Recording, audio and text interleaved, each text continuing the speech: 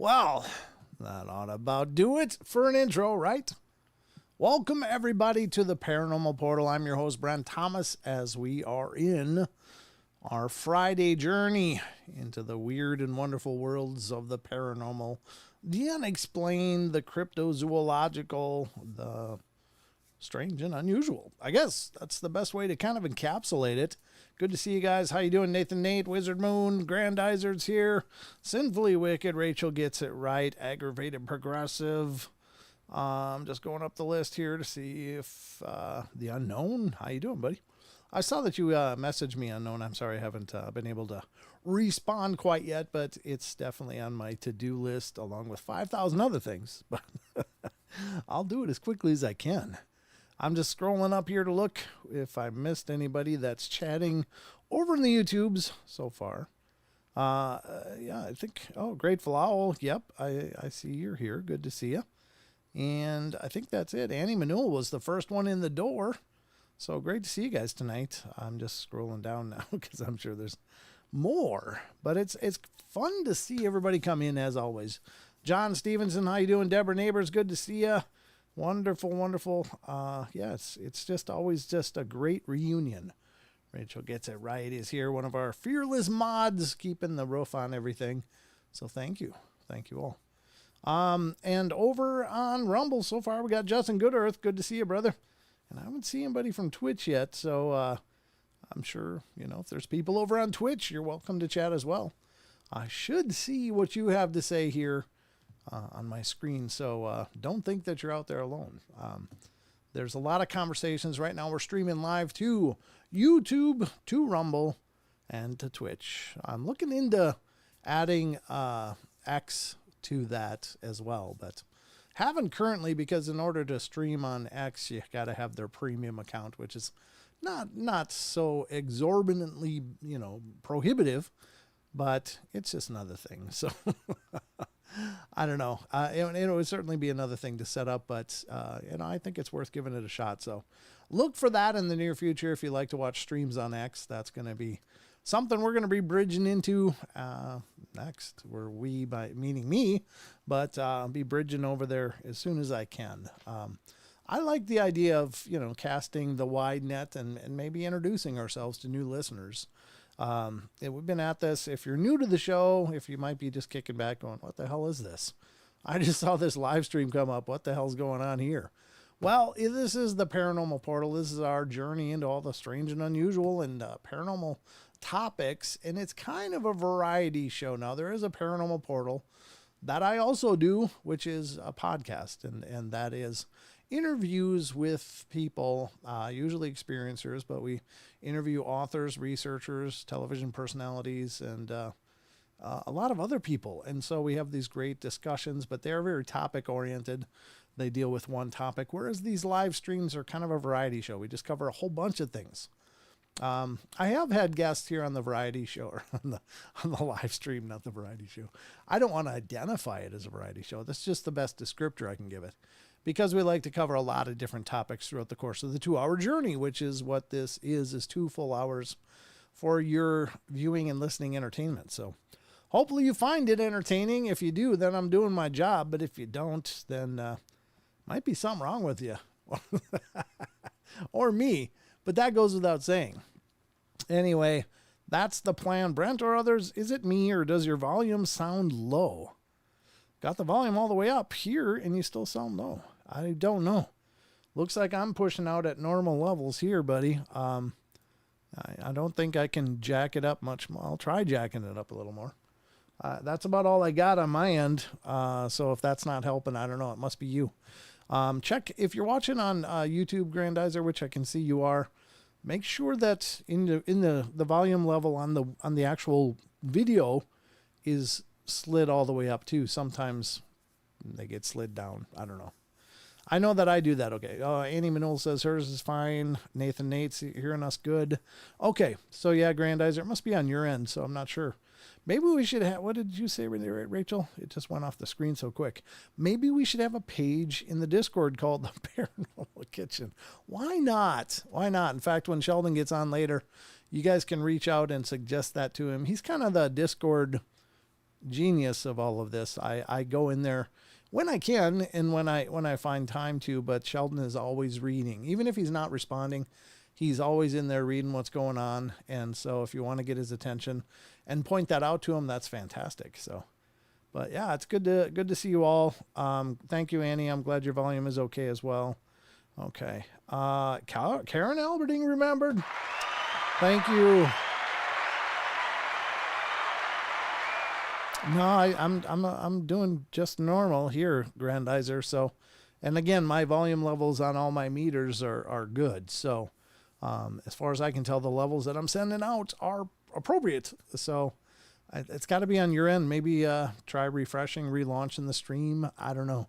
Are you watching it on a phone? Are you watching it on a computer? Are you watching it on a tablet? Anybody's guess, brother. I don't know. There's so much to troubleshoot on all this. Jason the Hat just came in. Good to see you, Jason the Hat. Hello. Hey, again. I don't remember seeing you the first time, but glad you're back, Jason. Thank you so much for tuning in and being a part of our journey here. I'm just kind of falling behind in the chat in a hurry because you guys have a lot to say. I'm on a laptop and it's low going to refresh. Yeah, I don't know what's going on. Yeah, everything on my end looks good. I'm broadcasting solidly here is what it looks like. And quite honestly, all my levels are pretty jacked, so I don't know what more I could do. I guess I can try that. I usually leave my mic fader alone. It's been a little bit, always working weekend nights. Well, thanks for finding your way back. That's really cool. I'm glad you remembered we're out here. That's the important thing. It's not that you don't always make the lives, but if you watch when it's a replay, that's cool too, or watch when you can. That's really, really appreciated. Hi, Sam C came in. Good to see you. Talk. Look, I'm not going to eat my microphone. This is how I talk. I'm sorry. I'm sorry you're not hearing well. It's not on my end though. I don't know what to tell you. It could be in the YouTubes. It could be in any other thing. Yeah, that's not going to happen. I'm not going to eat my mic. I'm not going to go like this, okay? That doesn't make for good broadcasting. Yeah, it's just as good as it's going to get. I apologize. I don't know what to tell you. My phone will occasionally go into activate your device in the most inconvenient times. Yeah, that's not good. Our TV is temperamental here, sometimes loud, sometimes not. It's usually on our end. Thank you, Karen. I appreciate that. I didn't say shove it in there. I just can't lean closer to it. It's going to start clipping, and that's not good either. Clipping is when you overload a microphone. That's when you get that sound. And by my meters, I'm in the sweet spot. That's where I want to be when I'm broadcasting. So I do apologize, though. I know it sucks when the volume isn't good, but it's not here. It's not on my end. I don't know what to say. I'm all out of reasons, but I will tell you this. We've got a lot to go through tonight here on the show. I was thinking maybe since there's not going to be a show tomorrow night,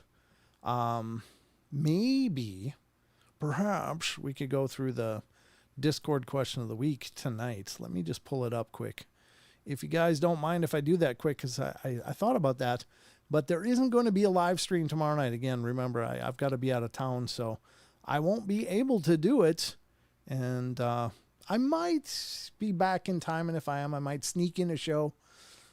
Not going to make any promises, though, because tomorrow's going to be a whiplash day, but I'm just gearing on not doing it.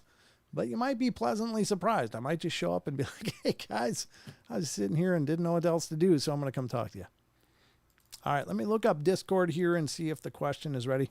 Nobody wants to hear monsters growling at the back of the mic while you're trying to listen to Brent. Sometimes I sound like a monster. Sometimes. But no, I try to always sound good. The conference is a Saturday, Sunday event. What conference? What conference? When do you leave for the conference? That won't be... My next conference I'm going to is in September. I'm leaving here September 3rd, but the conference is September 4th through the 7th. And so I won't be back at home until later on the 8th. So it's going to be another whiplash trip. But no, there's no conference this weekend. It's just that I've got family stuff going on and I've got to be out of town. So I won't be back in time. I actually answered early this time. Oh, did you? Good. All right. Is it up? Did it come up? There it is. Oh, yeah. It was already up. Let me just look at the question of the week here and see if we're good to go. I imagine we are because Chucky's on the ball. Oh. Activity ended. Start a new one. What the hell is Jake doing? Jake's doing something in there. Okay, yeah, we're going to do the question of the week tonight, too. So we'll get to Chucky Danger's question for the question of the week. I hope Chucky comes in. I always like it when he's here, when we read his question and give him the responses, although I'm sure he's already read the responses. But, yeah, we'll do that tonight since there won't be one tomorrow. So we'll get that. And then if I do a show tomorrow, I'll just have to pull up something else to cover in that lapse. But anyway, Barbara Moore just popped in. Got a phone troubles today. Oh no, I'm sorry, sorry, Barbara. Nice. Okay, so that's the agenda. We're going to do the news, then we're going to do the Discord question of the week, then we're going to get into the cryptids, and Sheldon will be along as soon as he can be. Again, he is joining me tonight in the co-pilot seat, so we'll be welcoming him here at some point. He'll just pop in like a portal ninja and just surprise us. So listen for the strange voice of Sheldon. Not that his voice is strange, but it's not my voice. I don't know. Do you guys think we sound alike? I'm just curious. Some people say that he sounds like me, and I don't know. Maybe he does.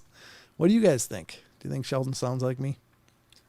I mean, he is my kid, so I guess he's got some of that genetic material, but poor guy is all I can say.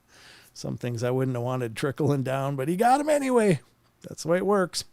All right. Oh, yeah. Good to see you in YouTube as well, Barbara. Thank you for coming in. I'm sorry you're having phone troubles. I can't tell you guys apart, or I can tell you guys apart. Wizard Moon says I can tell you guys apart. Okay, well, that's good. Like father, like son. He has the same cadence, but not really. Okay. I find he looks like my son-in-law. Well, I hope that's good. Amateur Acoustic says, I don't think so. Similar, but different for sure. Well, that's good. I'm glad he has his own voice and doesn't doesn't have my voice. But I can sound like Homer. Sorry.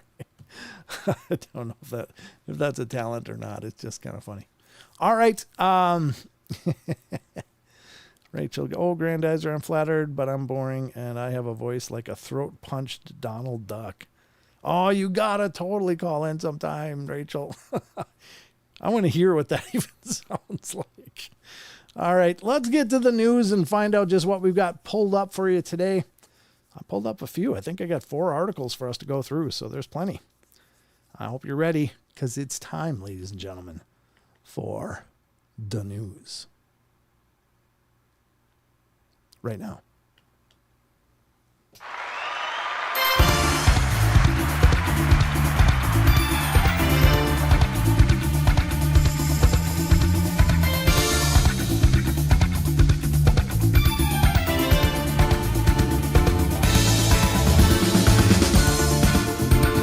The only news I trust, John says. God bless you, sir.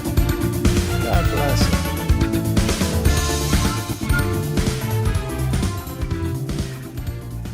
All right.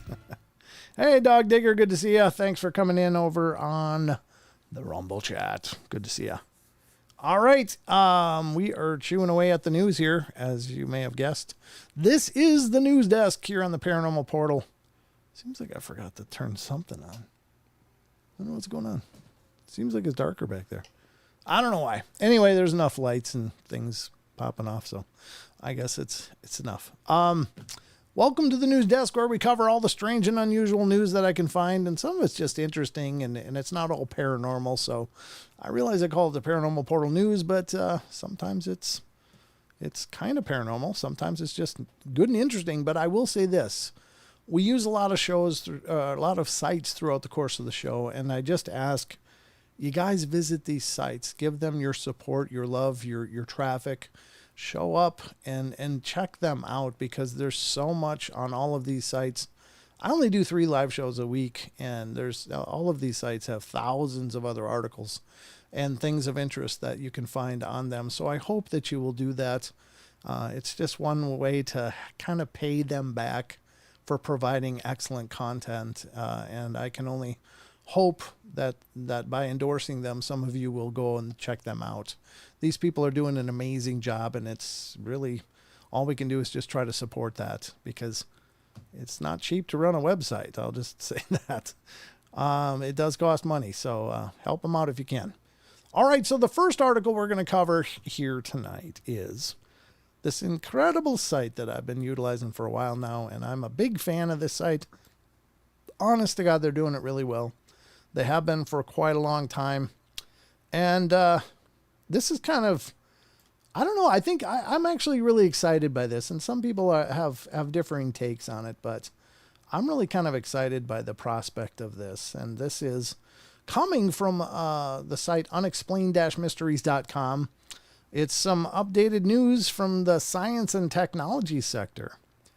And it has to do with some robots that might be a part of your world in the near future. Think iRobot? Maybe. I don't know. We'll see. And this is, again, unexplained-mysteries.com brings us genuinely useful humanoid robots coming next year, says Musk. Well, there you go. That's what they're going to look like. That's kind of cool, actually.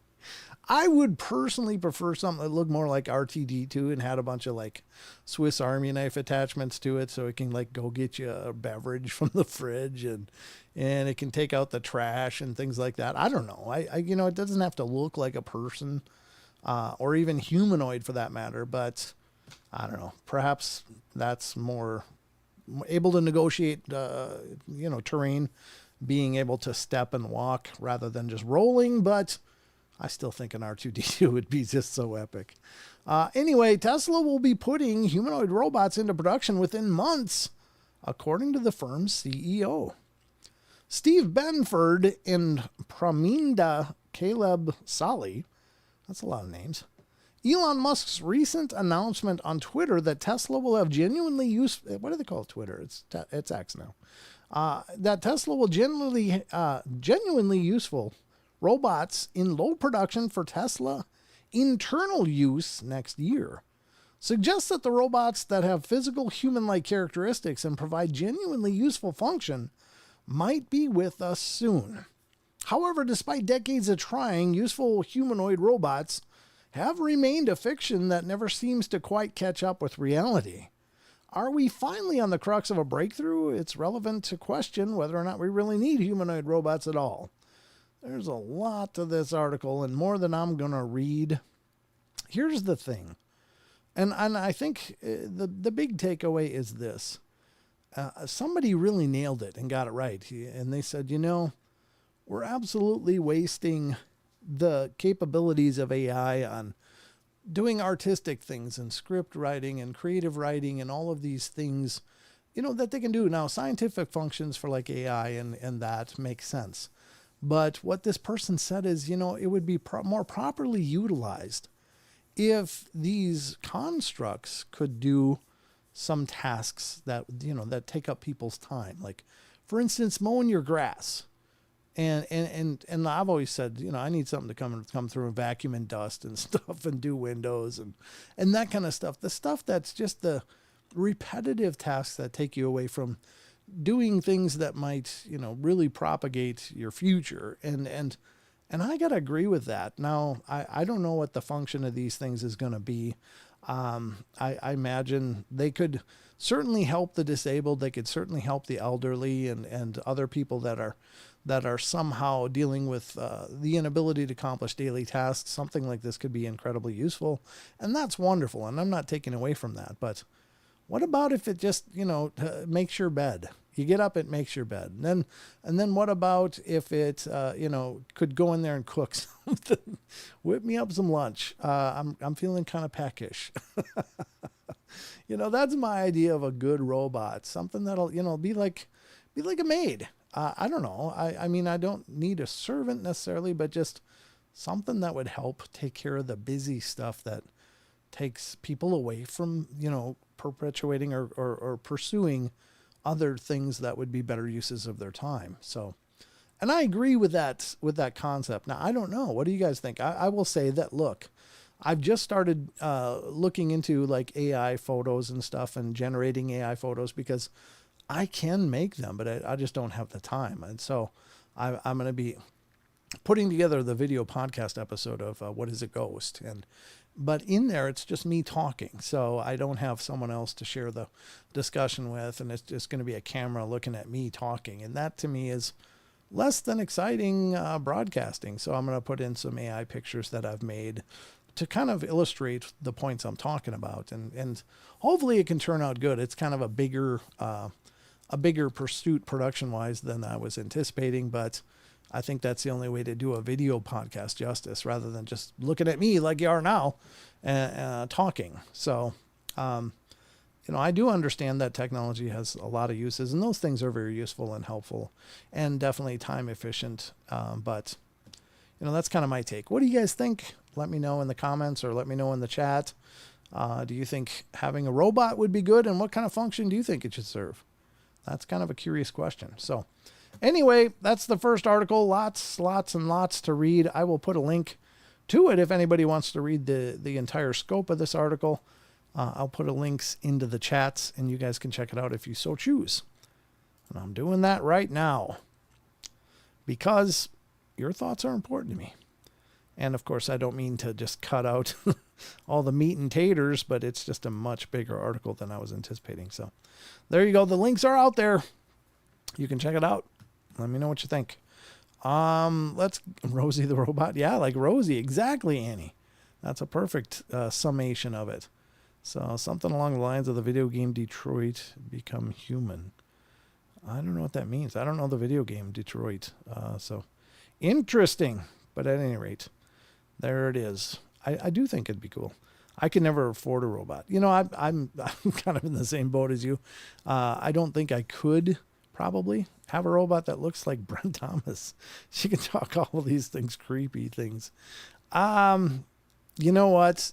Here's the other thing though. I think there's a company out of Japan or somewhere that is paying people like $80,000 or something like that to be able to utilize their likeness if they choose you into future generations of robots and stuff. So, maybe, if you need an extra few bucks and you don't mind something looking like you, go check it out. You have to research it. I just heard about that this last week, and I was like, oh my God, I could buy a lot of equipment for investigating, but not sure anybody would actually want a robot that looks like me hanging out in their house going, hey, what you want to do?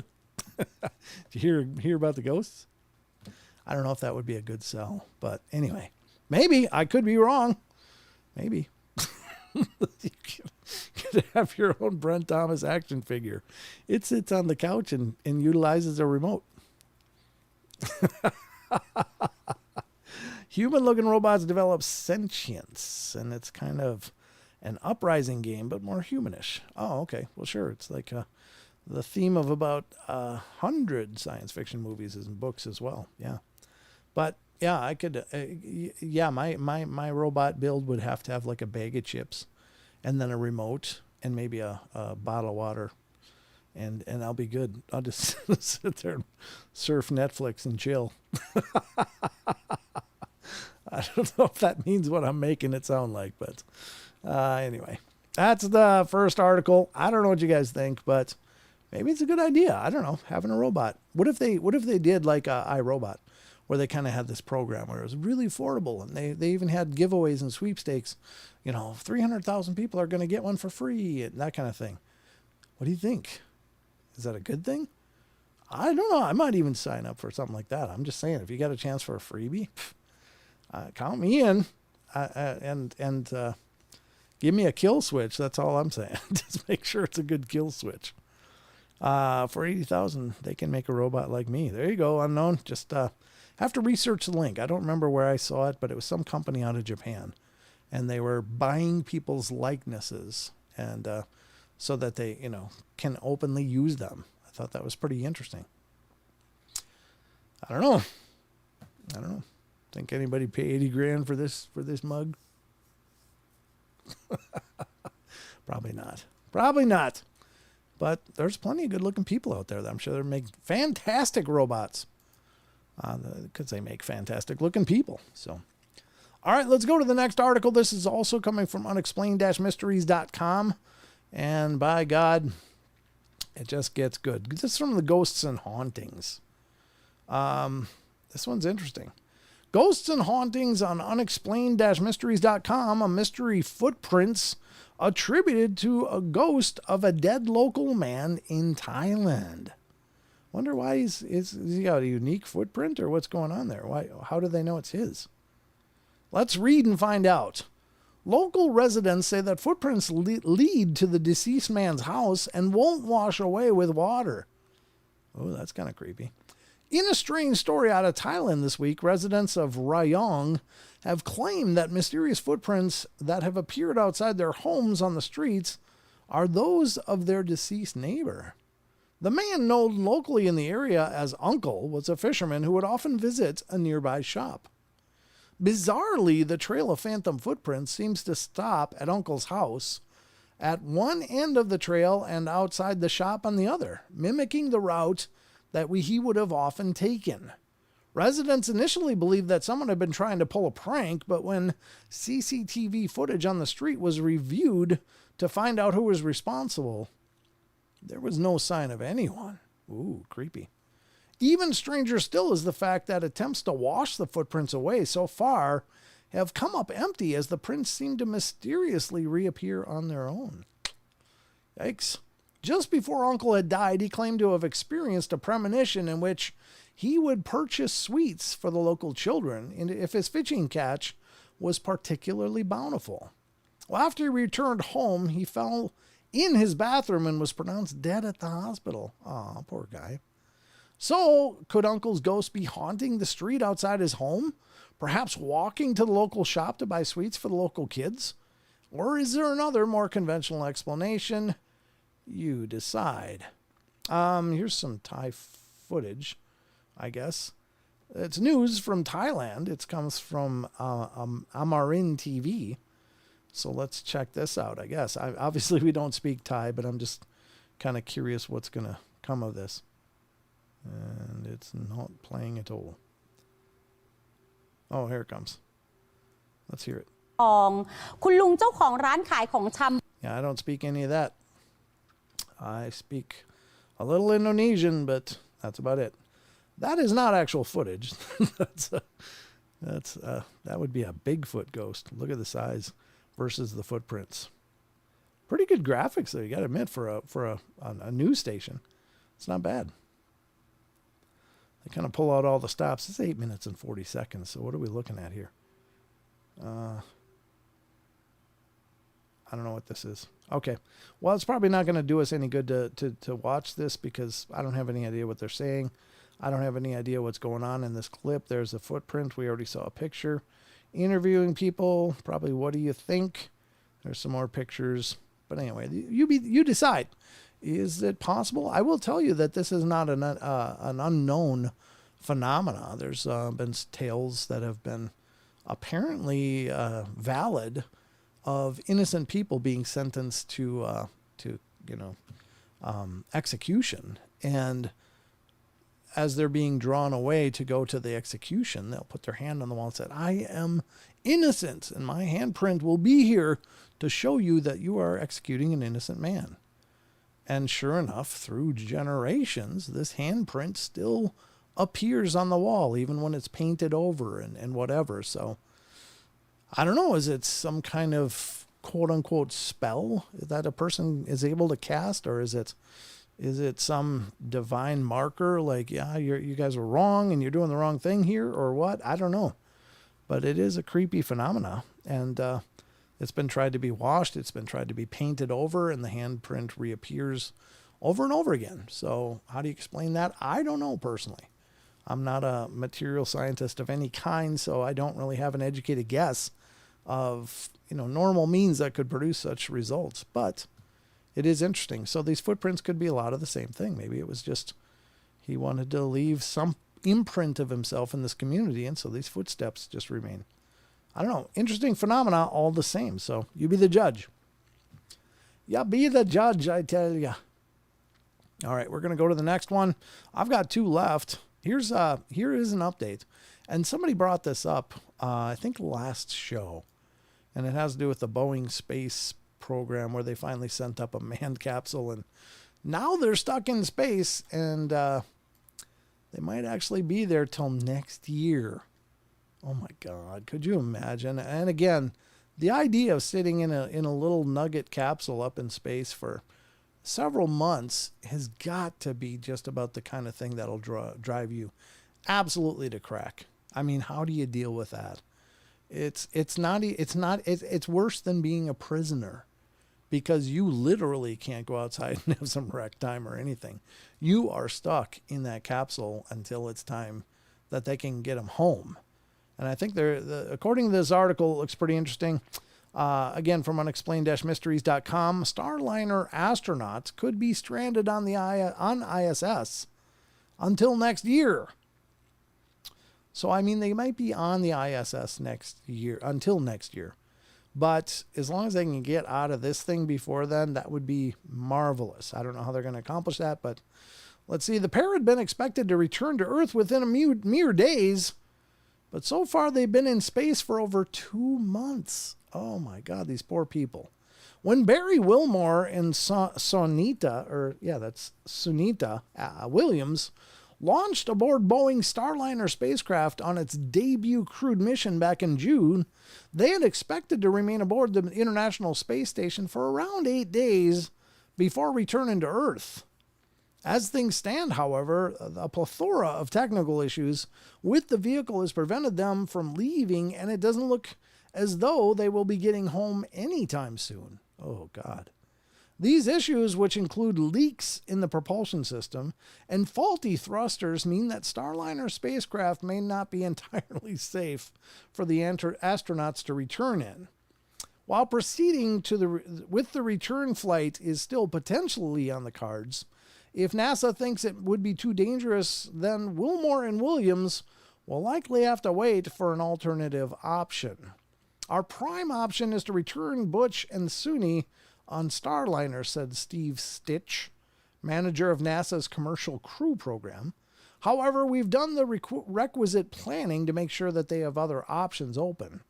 One such alternative option would be to wait for another crewed mission that will bring 2 more astronauts to the orbital outpost in September and then return with them in February of 2025. This would mean that the pair would have to spend 8 months rather than 8 days aboard the ISS. On the plus side, both astronauts have been getting on fine. Well, that's good. We've been thoroughly busy up here integrating right into the crew. So are they on the space station now? Is that what's going on? Said Williams, who is certainly no stranger to long stays aboard the station. It feels like coming back home. It feels good to float around. It feels good to be in space and to work up here in the International Space Station team. So yeah, it's great to be up here. Well, I mean, what else is he going to say? Get me home. This sucks. He'd better try to find something positive because he doesn't have any choice. Right, Sheldon? Yeah, that's a lot of poop to take care of otherwise. Jesus. You went right to poop. You did I'm not the only one thinking about it. I know I'm not. You are. You must be. Because that did not even enter my mind at all. Which I'm shocked. It is a little shocking, I have to admit. But yeah, there you go. So they're stuck up there for a while. Yeah, you never want to be the first one to try something like, oh, hey, we're going to launch this new experimental craft. Anybody want to have the first seat to space? Ooh, pick me. Hell no. You don't do it. Boeing, too. That's the thing that's a little... Something going wrong with another Boeing product. Interesting. Interestingly enough, there seems to be a correlation here with the name Boeing. I don't know what it is. Mm-hmm. You're absolutely good point. Yeah, that is a good point. And he says the poo portal. Here we go. I need a flushing sound right on my soundboard. I do have one, but it has Russ Accord flushing the toilet and walking around and stuff. So it's a little long. Maybe I should trim it and make an abridged version. Maybe you should pinch it off. Shut up, Jesus. I'm so glad you could join us tonight. You know what sucks is you usually blame me for pulling stuff into the gutter, and you just, that was your debut message was, hey, a lot of poop. Look at how much you've changed me. That's all it says. Oh, it's me for sure. It's not my fault. I was just asking everybody before you got here. It's like, do you guys think Sheldon sounds like me, or does he sound like himself? And everybody said there's similarities, but that you definitely have your own voice. So yeah, I do. I'm my own person. I'm not a clone. No, you're definitely not a clone. You are a chip off your own block. There's a little bit of my chips in there, though. There's chips in my own block. You're right. Quit chipping your block. All right. I don't even know what that means, but it sounded funny. I don't know. All right. Well, that was that article, and I got one more to go because there was 4 articles on the news, and this is the 4th one. Here's an interesting one. This is coming as kind of breaking news. This has to do with the Homo floresiensis from basically the Indonesian hobbits that were discovered in a cave there. Well, there's kind of breaking information. This comes from paleontology files. How long is this? No, it's not long at all. We can definitely cover this one. Here we go. From unexplained-mysteries.com, ancient hobbits were shorter than we thought, new study reveals. Oh. I don't know how much shorter, but a detailed analysis of recently discovered fossils has revealed more about these enigmatic pint-sized humans. Evidence of the mysterious hobbits of Flores, an island in Indonesia, was first unearthed in a cave back in 2003, a discovery that would go on to become a topic of much controversy and debate. Named Homo floresiensis, that's always a tough one, these small hominids are now believed to be previously undiscovered species of human, which died out somewhere around 60,000 years ago. But they might not be, because there's still reports in Indonesia of people seeing these orang pendek and ibu gogos and all kinds of different creatures over there, so including diminutive humanoids. Previous estimates had suggested that these real-life hobbits were an average of 3 feet 2 inches tall, but now a new study has put forward the notion that they were actually even smaller than that. By examining newly found fossils, including teeth and partial upper arm bone, scientists have been able to revise the figure down by another 2.4 inches. Well, this makes the bones the smallest ever reported from an adult individual. For the research, it was important to make sure that the bones were really from an adult.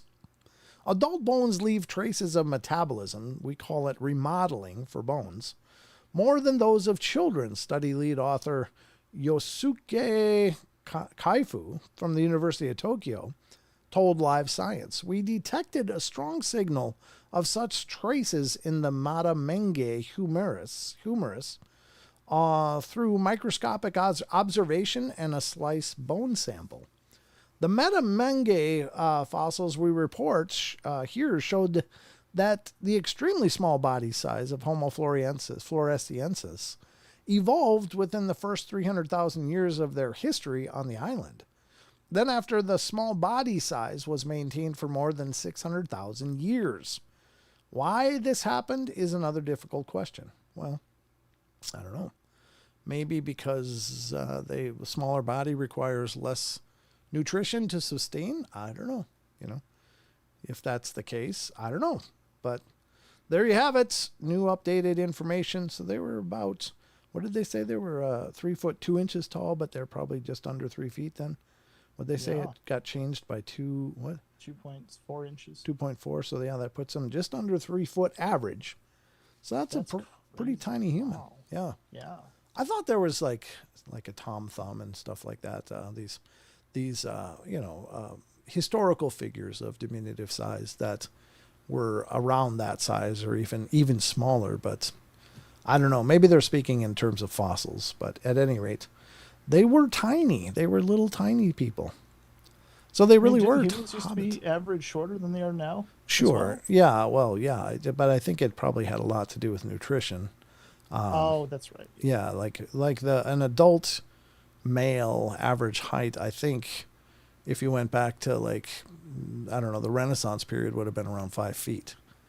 Oh my God. Yeah. So their people really weren't huge then. There were some huge people. There really were. I mean, like the Nordics were considered very large, and they were probably, somewhere in the range of the, 5'10", 6 foot range or more, so they were literally towering over the people they were conquering, which was already, and then of course the giants of legend and lore and histories. So there were some really big people, but yeah, I guess our average height has been increasing, but I think a lot of people attribute it to nutritionals, but I could be wrong. But interesting story. What do you think of that? Oops, I went to the wrong camera there. What do you think of that, Sheldon? Cool. Yeah? There really were hobbits. Perhaps. There really were hobbits. Perhaps. Right. Yep. Maybe that was the Shire. The Shire was in Indonesia. Yeah. Stupid fat hobbitses. Maybe they were chubby too. What's that? No, I'm just remembering that used to terrify me as a kid. Yeah, you were so mean about it though. I was. I'd be out in the hallway going, Stupid fat hobbitses. Like,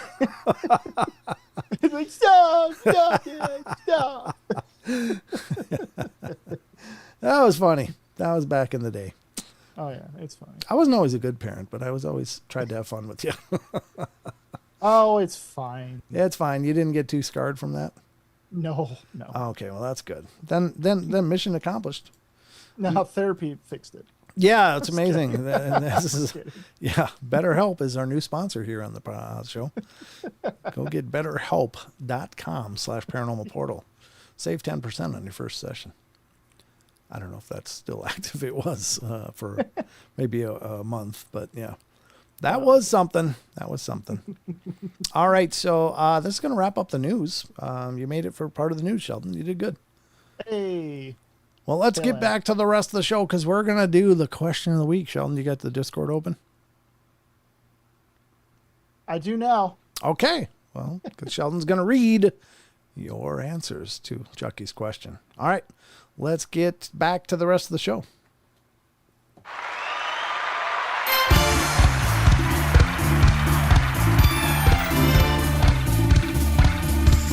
Chucky's here in the house.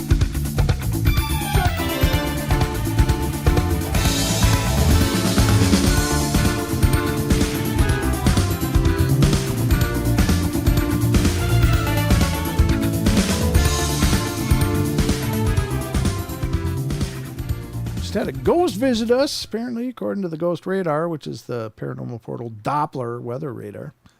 Oh, Ooh, can you believe it? can't believe it. Well, there was a squiggle there. I didn't hear any hissing though, so it wasn't apparently not a real potent presence. No, he wasn't angry. Wasn't angry. What'd you miss, No. Barbara? Barbara said I totally missed it again. What'd you miss? Oh, the question of the week. Probably the news. Probably the question of the week. All the question of the week. Yeah, she's been here for the whole show, so unless she did say she's having some phone trouble tonight. So we hope your phone's shaping up there, young lady. Yeah. You're gonna meet Barbara down in Vernal, by the way. Oh, fantastic! All right. Yep, I'm excited to see everyone who's able to make it. That'd be awesome. That's right, ladies and gentlemen. Because Sheldon, holy Christ, is that a cup or what bucket of fun is that? Well, when they say only one glass of wine, I get one. Just kidding. No, this is water. Okay. Did you? I don't even know. It looks like a bucket of water. It doesn't look like a cup. It's big. Yeah, it's a small bucket. It kind of is. Yeah, you got to partake of your 500 fluid ounces of water every day. I do. I drink one whole of those every day. Oh, good for you. Good. Yeah. All right. Well, just don't get desalinated. I knew a guy that did that. Got desalinated? He drank so much water, like 2 gallons a day, and he actually ended up in the hospital in critical condition because he basically desalinated his blood and his organs were shutting down. Oh yeah, no. Yeah, you can die from that. Yes. Yes, drinking I do too know much. That. So, Sheldon, what are your thoughts on a page in the Discord called the Paranormal Kitchen? Sharing the recipes. That's Yeah. right. You guys sometimes share recipes in chat. Yeah. Actually, I may as well do that. That's a good point. Yep. So, we'll add that. Good memory, Rachel. I would have forgotten all about it. Yeah. So, yeah, that's like taking out the electrolytes. So, if you're going to drink a lot of water, you got to replace those electrolytes in your blood. So that's why things like Gatorade or other, even salt. You just got to eat some salt. You can't. You gotta have salt. So if you don't have that and you just drink water, you could be in dire straits in a hurry. My sister did the same thing. Yep. Wow. That's dangerous stuff. Yeah, he was actually in the hospital for like several days. And at first it wasn't looking good. It was like, oh my God. My oncologist said I need to drink 1 gallon of water a day. Well, yeah, I'm sure. I'm not trying to, supplant medical advice, but just definitely make sure you get your electrolytes replaced. That's an important thing. I'll take a time-release potassium. Yeah, potassium's another one of those. Oh, yeah. Yep, that'll work. All right, so ladies and gentlemen, it is now time for this.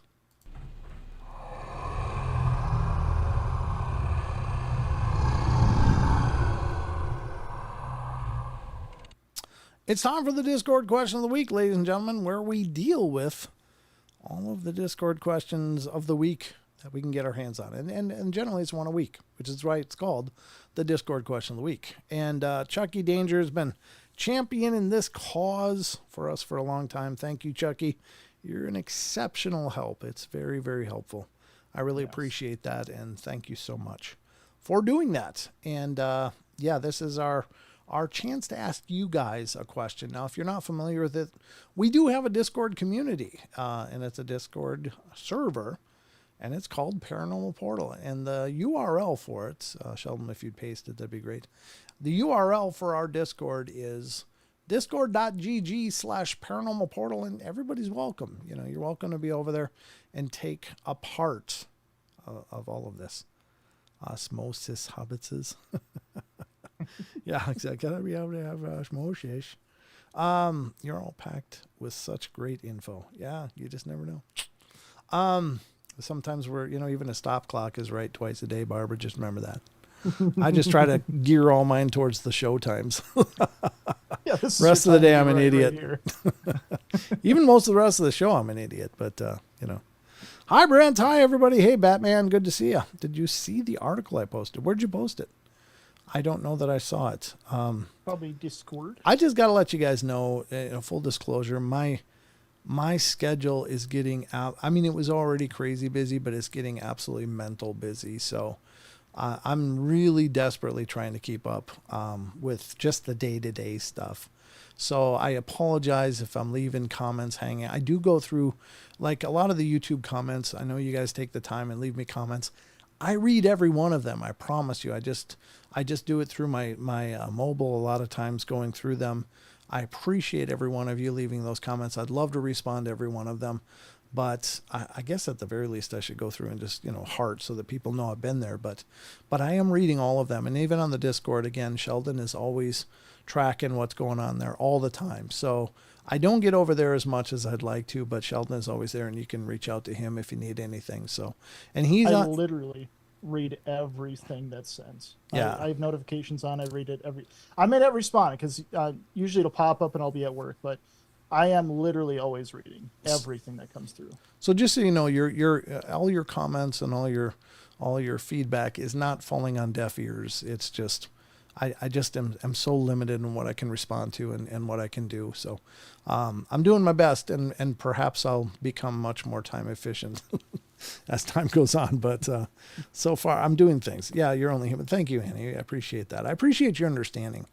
I just want you guys to know, because I know I've been not responding to them, but I'm reading every one of them. I promise you that. I go through them several times a day and check for new comments and stuff. I just don't always, I very rarely get a chance to respond anymore, but, and it's, not that the videos are getting so much traffic, but it's just on top of everything else that I'm trying to accomplish right now. My time is limited. So, anyway, enough whining. I'm sorry. I'm always watching. Wazowski, always watching.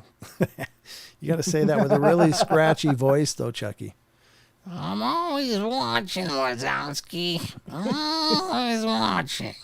Something like that. That was weirdly pretty good. Oh, thanks. I was trying to channel that spirit. All right. No biggie. It's just an article. Well, no, it is. I think it's awesome. And I appreciate those things a lot, because they do help me when you guys send through things that I can cover on the shows. That's one thing less that I got to try to source. So I do appreciate that stuff a lot. So anyway. All right. Chucky Danger came up with the question. And I'm going to move over to this screen so you guys can see. There it is. And this is Chucky Danger's question of the week. This is our Discord server. Again, if you're not familiar with Discord and you join, there's a Discord's tutorial right here. Sheldon set up. Other people provided some links in there. Check it out, and it'll kind of walk you through how to use Discord. It's not a tough program. It's just unusual compared to a lot of other things you used. Once you figure out how to navigate, basically you're just left clicking on things. And then when you want to go to a certain thread, just left click on another one. These are all of them, and you can do that. So that's always an option. So take it away, Sheldon. You're up. And now, with the newly added Paranormal Portal Kitchen. Oh, is that what changed? I saw something change. Yeah, I just made it just now. Oh, there it is. Paranormal Portal Kitchen. It's right there, Rachel. You got a whole new segment. Welcome to the Paranormal Kitchen. That's where you can put all your paranormal recipes. I got to find this old recipe that I got. It's hilarious. It's hilarious. I'm going to post it in there. I know I got a bookmark for it. And it's just about the most disgusting looking thing. In fact, I might do it. Oh, no. I'm going to do it right now, as a matter of fact. Hold on. This just kills me. I can't help it, folks. I'm a damaged soul. I got to see if I can find it now. Hold on. What is it? Oh, I can't give it away until I got it up on the screen. Oh, there's a picture too. Okay. Yeah, it's got a whole bunch of stuff. Oh God. God, I got to go to the bookmarks. This is it's so perfect for the first entry into this. So just hold on. You guys got to be patient with me. This will be worth the wait. Where is it? There it is.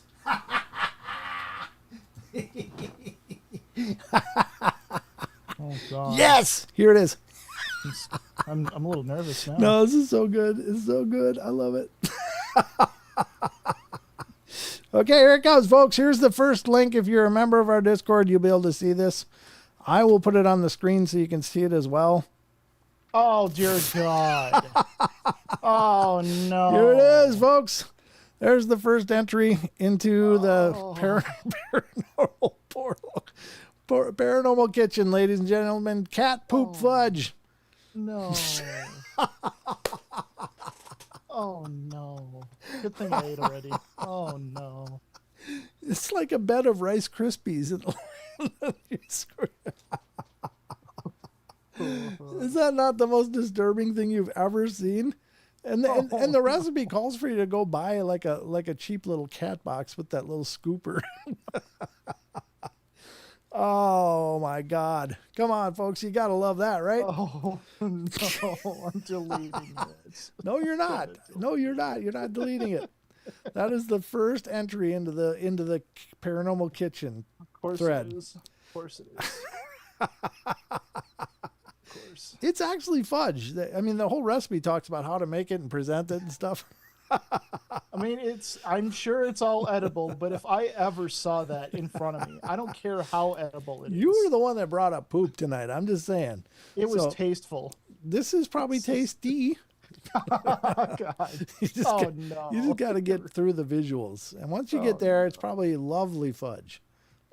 This is my fault, guys. I did this. It is Sheldon's fault. It is Sheldon's fault. There you go, folks. That's my first contribution. So let's go back to the question of the week. Lars says, when it comes to cooking, I'm the cat's meow. Oh, no.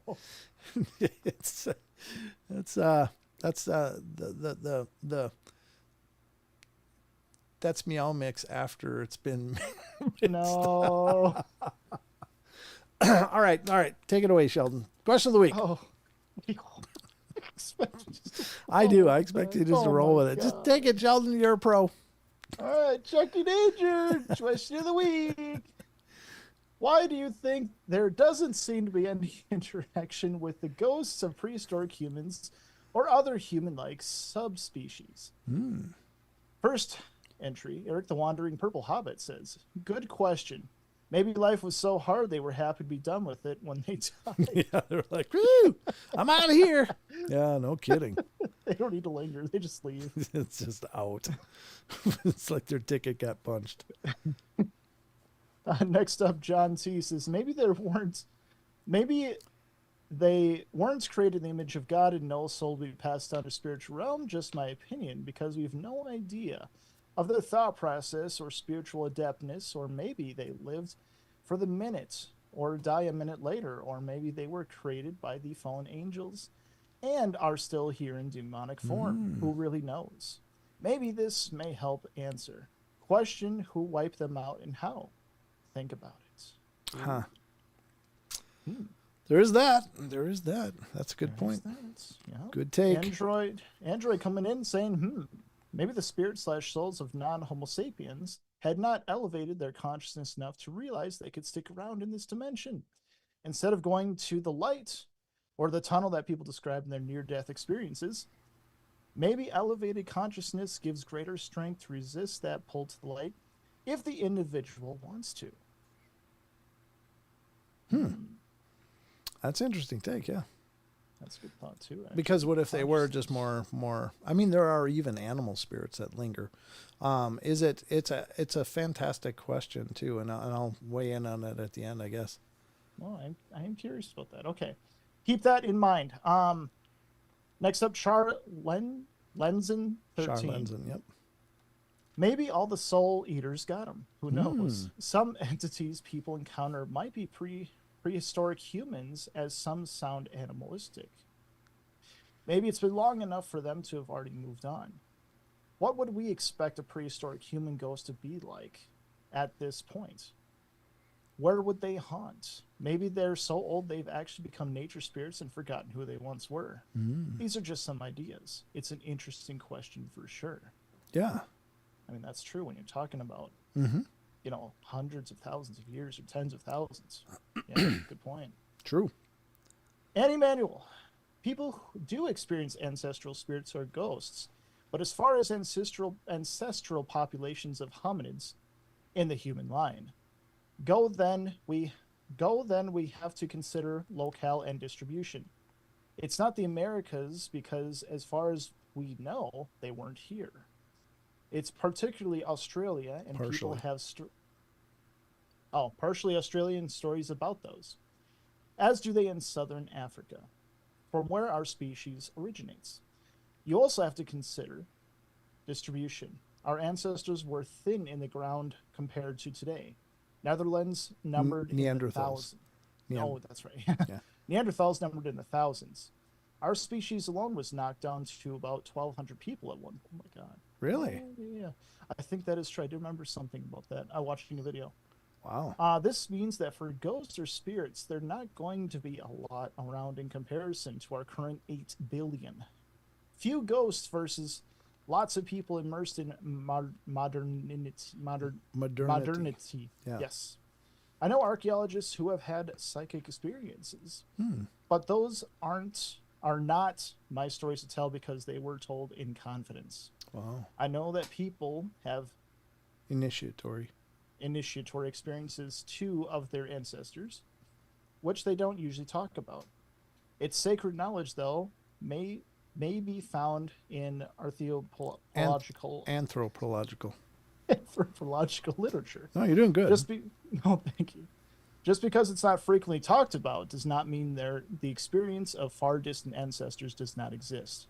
It may mean that it's a function of location and culture that limits the experience. True. Good points. Very good point. I had no idea there was only 1,200 people at one point. I wonder what was the precursor to that? Was it some horrible disease, or was it just weather events, or what? I don't know. Yeah, I'll admit I don't remember either. I just remember there was a video talking about a big dip in our population at one point. Wow. Well, I'm glad there was enough genetic diversity for us to re-perpetuate.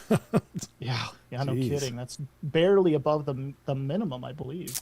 Well, yeah, that's pretty crazy. Okay. All right. Karen Alberting says, how do we know we haven't? I think we have and have possibly mistaken them for something else, such as the never-ending demonic things that are probably nothing more than maybe prehistoric being. Good point. They are pretty creepy looking, after all. Sure. That's fair. Yeah. Fair enough. Yep. That's a good point. Yep.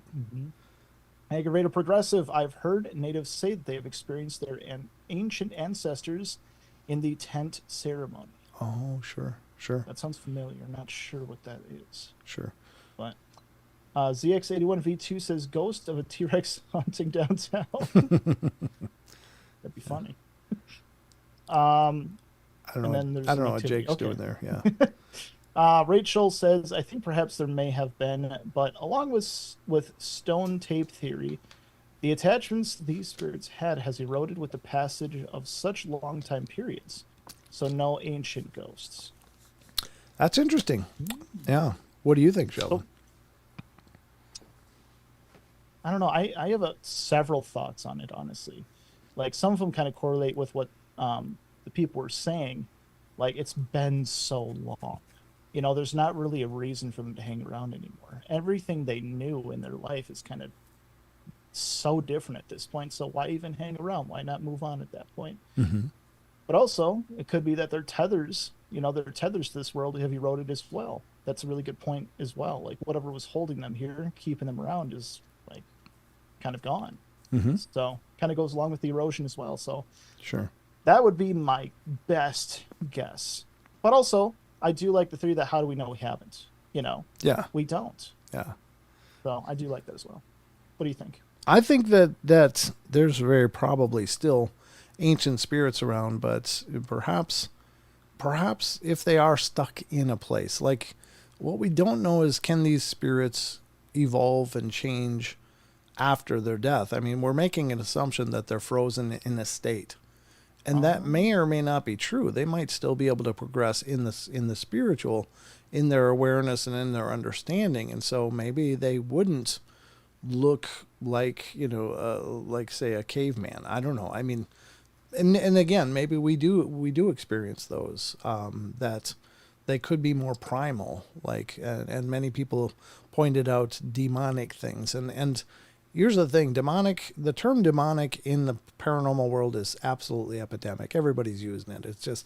It's everywhere. There's demons everywhere, and people are dealing with demons everywhere.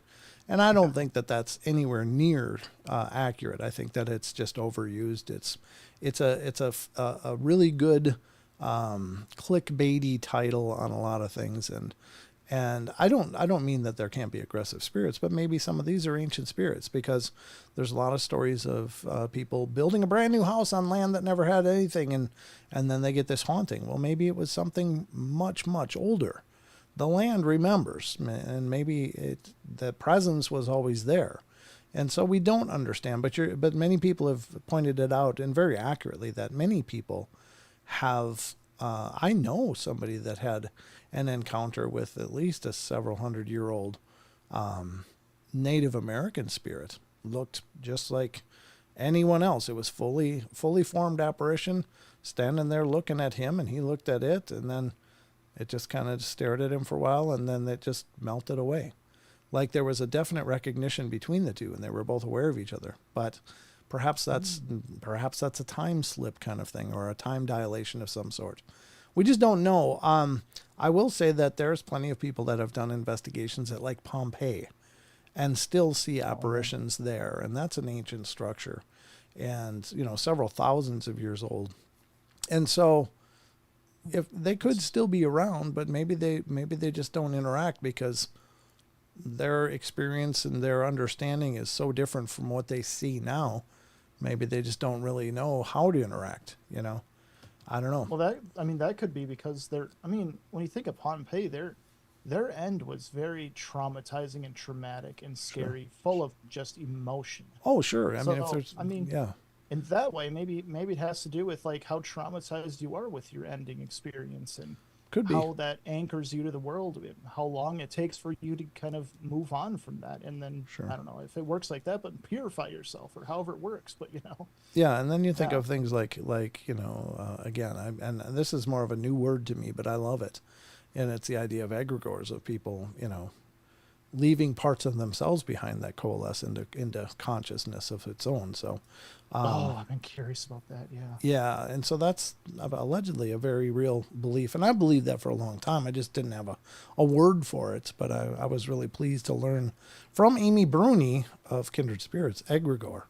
So I looked it up. I'm like, oh, that's what that's called. Okay, because the idea had occurred to me. It's like maybe things break off of people.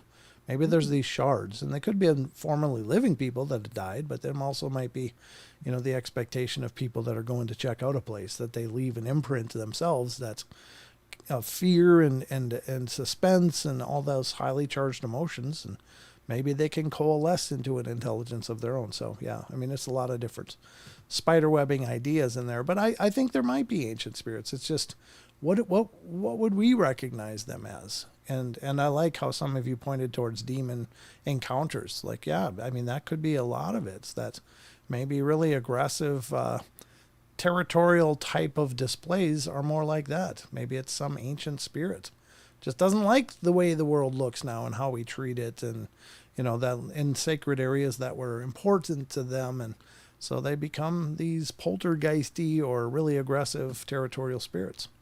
So I actually do want to. Oh, sorry. Go ahead. No, I was going to just wrap up that thought. That's it. Okay. I do want to read some of the people's thoughts in chat, but before that, one theory one thing we talked about. I don't know if it was on the show or just when we were just talking about it, but one idea I kind of like, in a sense, is like, what if all the sludge on our souls throughout this lifetime stays behind, and us as a pure spirit and soul moves on, but all that other crap that we've held on to throughout the life stays behind. And kind of like you were saying before, maybe if it's enough of it, creates its own consciousness, its own kind of being. And that's actually a really crazy concept, but I could see it being the case, at least. Sure. Yeah, you and I have had that discussion where it's like, if we're built, we are created by a divine spark, the divine part of us returns back, and it kind of goes back to that old. I think it's attributed to the Cherokee, the grandfather and the grandchild talking, and the grandfather talking about the two wolves, and which one wins? And the grandfather says, whichever one you feed. Well, if you feed that negative part of yourself, there's still a good part of you, but it just gets buried in all this filth. So upon dying, perhaps the good wolf returns back to the source. But whatever you've identified with most retains your consciousness. And it could be just small pieces of you, or it could be a lot of you, you know. So it's hard to say, but I don't know, just theories. But yeah, I think there's merit to that for sure. So to go to some people in chat, some of their thoughts, I think a spirit or energy that would connect, from Jason had also, would feel the same way as not having enough money for the grocery store, but not enough energy to go to hunt. I don't know, just a thought you'd still reach. Yeah. I mean, that's fair. Yeah, it's good take. Could be. I mean, again, there's no wrong answers in any of this. It's just your ideas are absolutely just as valid as anyone else's, because we just don't know. But that's why I love this segment, is because you guys have some great takes. You have some incredible insights into this stuff, and I think it makes for a great discussion. So, yeah. Yeah. Was there any more from chat? Oh, absolutely. Yeah. Go ahead. I'll just do a handful of them at least. Otherwise, we might go for a while. But Maggie M10 says, "What if our energy?" And this is one I love. What if our energy is just reincarnated over and over? And I actually love the idea of reincarnation. I actually hope it is the case, and it does kind of make sense to me. So it is something I do and want to believe in anyway. But one comment that goes with that, I believe, was Chucky. Yes, Chucky said, maybe once you reincarnate, the ghost disappears. Well, that's a good take. I mean, it's hard to know. It depends on, is the ghost really the person, or is it just a part of a person, or is it an imprint of a person that achieves its own consciousness, or it's anybody's guess. I think in some cases, yeah, Chuck, yeah, I would think that's very, very possible or probable, again, depending on, if a person remained behind because they loved their family and wanted to watch out for them personally, or they loved a place. It was such a special place to them that they just weren't ready to leave. But perhaps there is a time when they have to, and then will become, again, a person. And it's not that you have to believe in reincarnation. I personally hope it's true too, because I've known a lot of screw-ups and a lot of really broken people, and I hope this wasn't their only shot to get it right. I hope they get a bunch more, because the whole idea of you either get it right now or you're baking fire, just to me is terrifying. Yeah. And that's my own personal bias, and I'll own that. But I'd like to think that, the divine is such a loving and compassionate parent that it's like asking a toddler to do calculus sometimes. It's like, well, they're probably not going to get that, but maybe we just start with blocks. And then the next time around, we move up to addition. And the next time around, maybe we'll hit some algebra and maybe some geometry the next time. And you work up to that. I don't know. I mean, it's hard to say. Who knows? But that's kind of my personal take, is I hope we don't have to nail this in one shot, because I really do try to be a good person in every way, but I fail all the time, and it's like, God, if everything in my experience in this incarnation determines my eternity, God, I hope I did enough good, because I've done enough screwed up, that's for sure. So anyway, but yeah, great talks, guys. Cool Hand says, I theorize that there is a time limit to how long the human spirit can stay here before they have to move on. And maybe it's kind of like a rubber banding kind of thing. You can stay here for quite a long period, maybe, like your actual soul and spirit. But maybe there's a point where you just have to go, because it's time. Yeah, it could be. I mean, who knows? There does seem to be some rules at play. What is determining these rules, and what determines whether they're followed or not? I mean, everybody has different ideas, but there must be a bigger plan for all this, and I think eventually you gotta move on.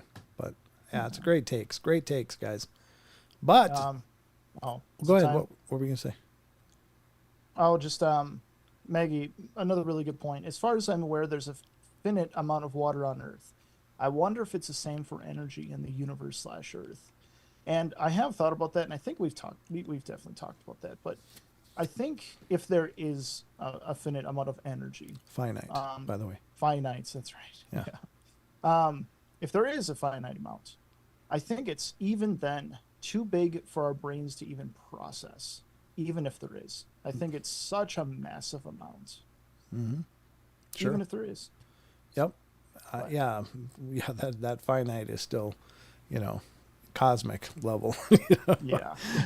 We're just some things we just can't figure out right now, and we're not supposed to. I don't think. Mm-hmm. And it's kind of like the old concept. It's like you don't have to understand how to build a grenade. You just got to understand that you pull the pin and throw it. So you don't always have to know all that there is to know about something. You just have to know how to correctly use it. So Yeah. I don't know. Anyway, And just go ahead. Just my thoughts. Mhm. And it has to do with the grandulizer. So last one will be, oh, Brian, don't say demons. I feel so bad. I had 2 vid recommendations via YouTube that debunked Paranormal Nightmare TV, aka the Foreman Bros. They always say the term demon. And that's a thing. It's kind of like you've said many times, is that demon is probably way overused. It's way, way, way, way, way overused. And it gets a lot of clicks. I just refuse to use it. I just don't.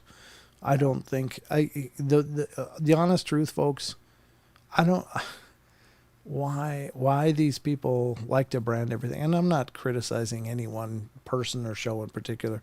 I love watching the Foreman Brothers. I love watching Josco and I love watching Oh My Gosh and many other shows. I watch them as much as I get a chance to, but which isn't very often. But I enjoy them. But I don't like that they use the term with just this impunity, because it sounds great. You can say, hey, there's something in my closet, or there's a demon in my closet. And that's just basic, internet testing.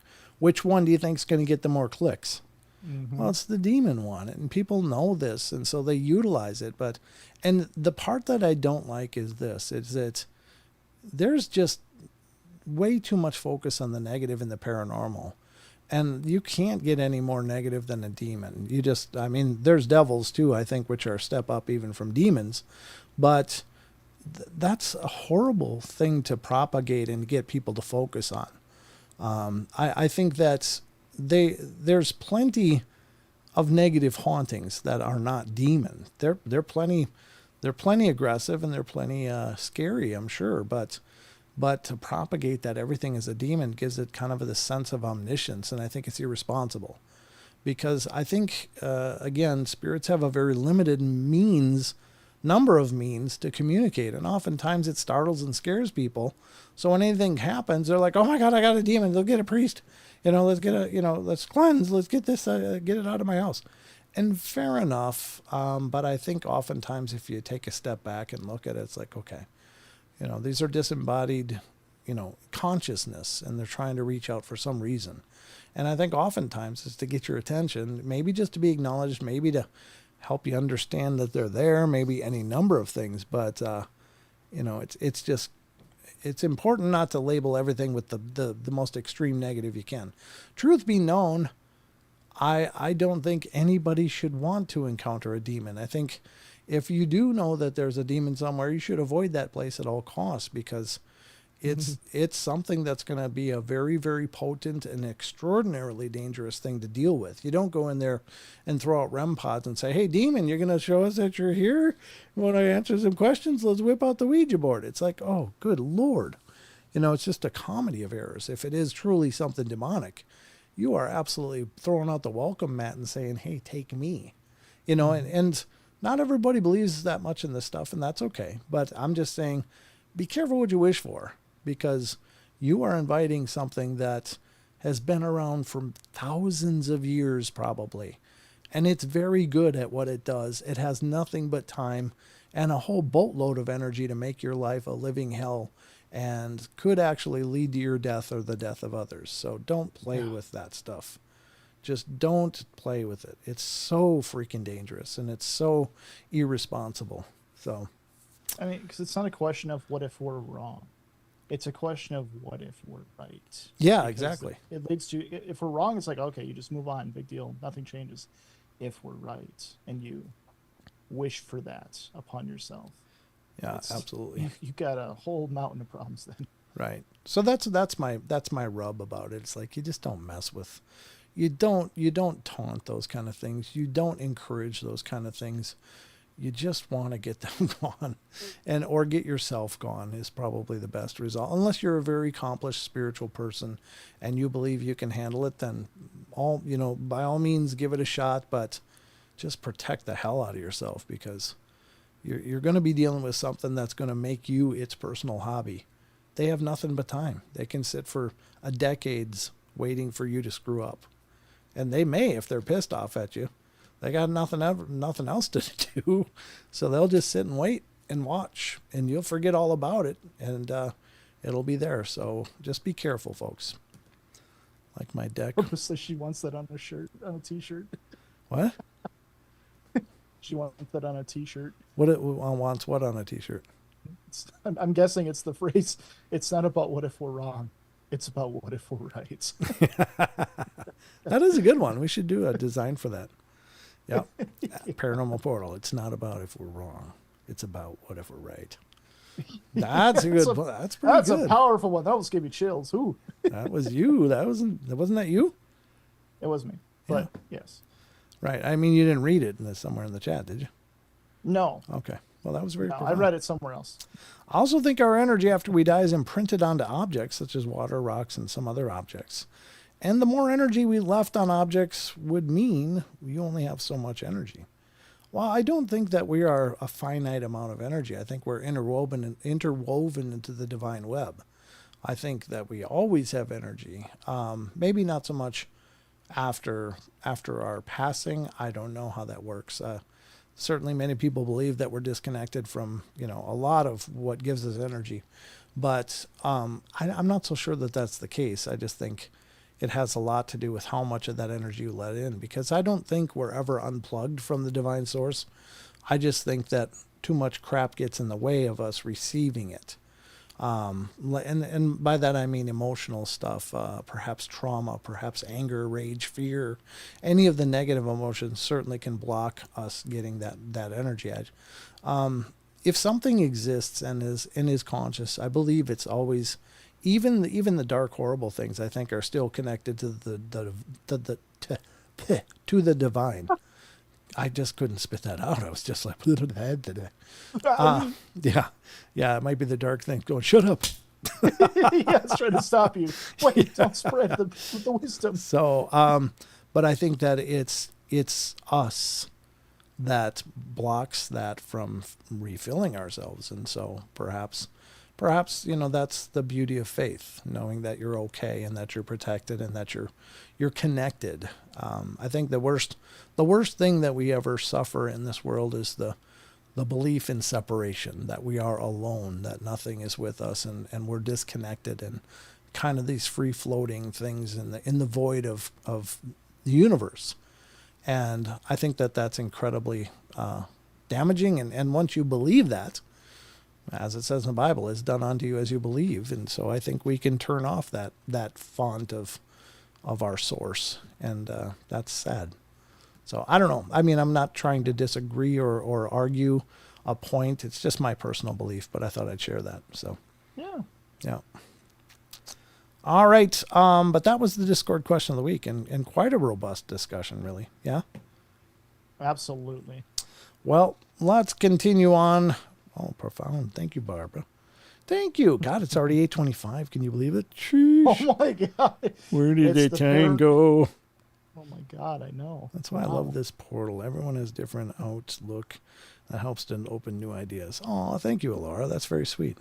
Yeah, I mean, that's the beauty of these discussions, is you guys bring so much to the table, and we're able to dive into these thoughts and ideas. And again, I don't know if I'm right or not. I just believe that I'm right. I believe that this is where my journey's led me. And if my insights can help somebody, fantastic.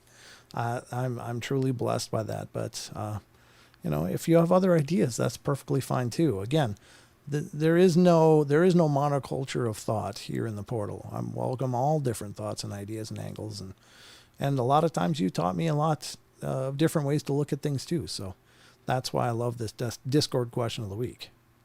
Yeah, absolutely.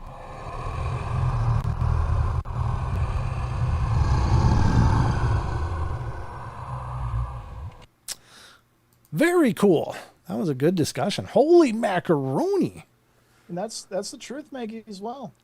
Maggie says, I have questions, but no answers for any of it. And that's the thing. We probably won't know until we've already passed. And then it's like, well, I'm here now. Boy, was I an idiot. maybe we'll be like, wow, we were completely wrong. Who Boy, knows? we missed that by a mile. Yeah, maybe. I mean, but I just think it's about, just finding your journey, finding your path, and doing your best to stick with it. Honestly, people forever have been saying, what's the meaning of life? What's the meaning of life? And ever since a young age, I've always believed I've known it, at least for me.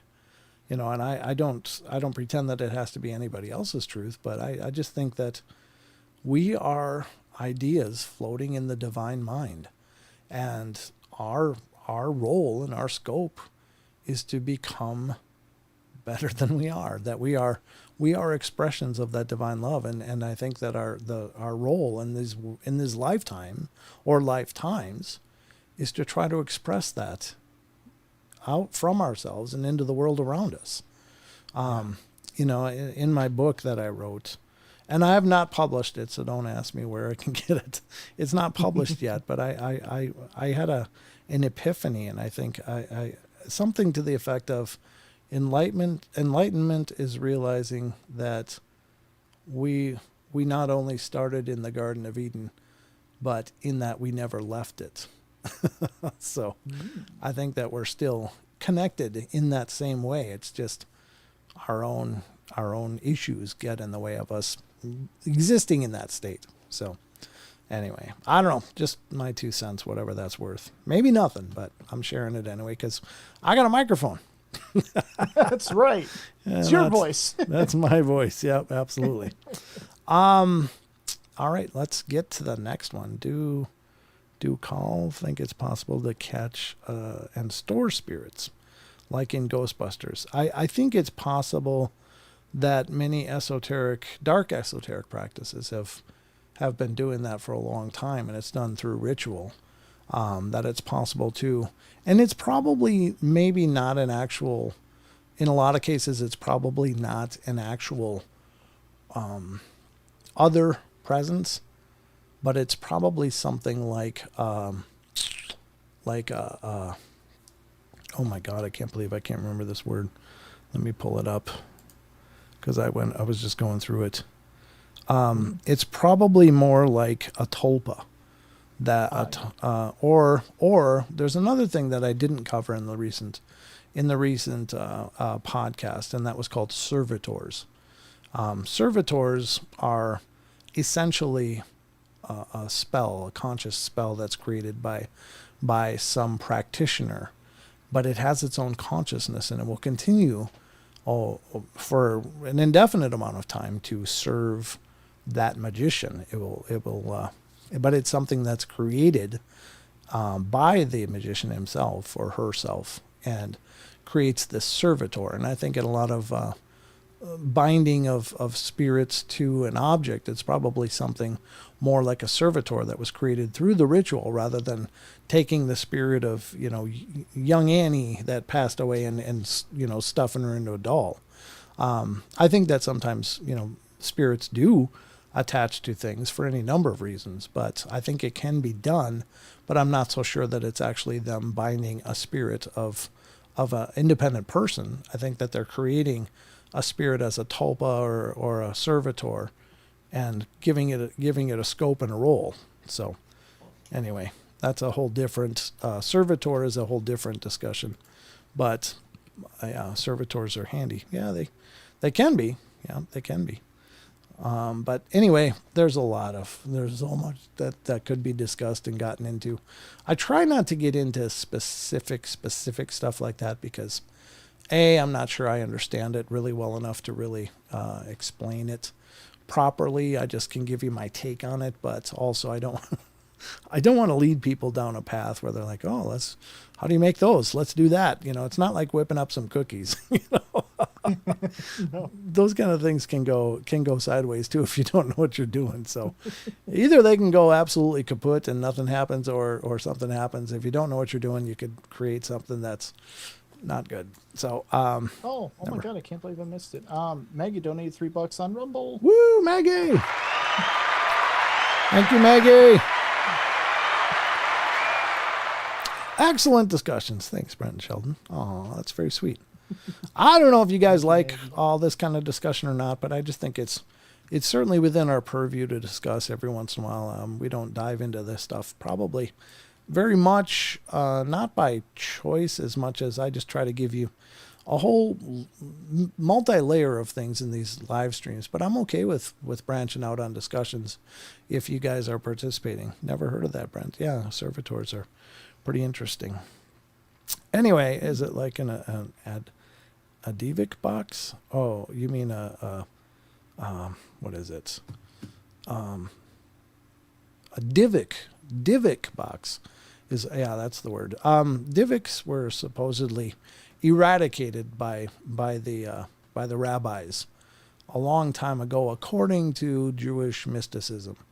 But Dybbuk boxes, I think when you see Dybbuk boxes now, it's probably not the real thing, but people could certainly create things in a box.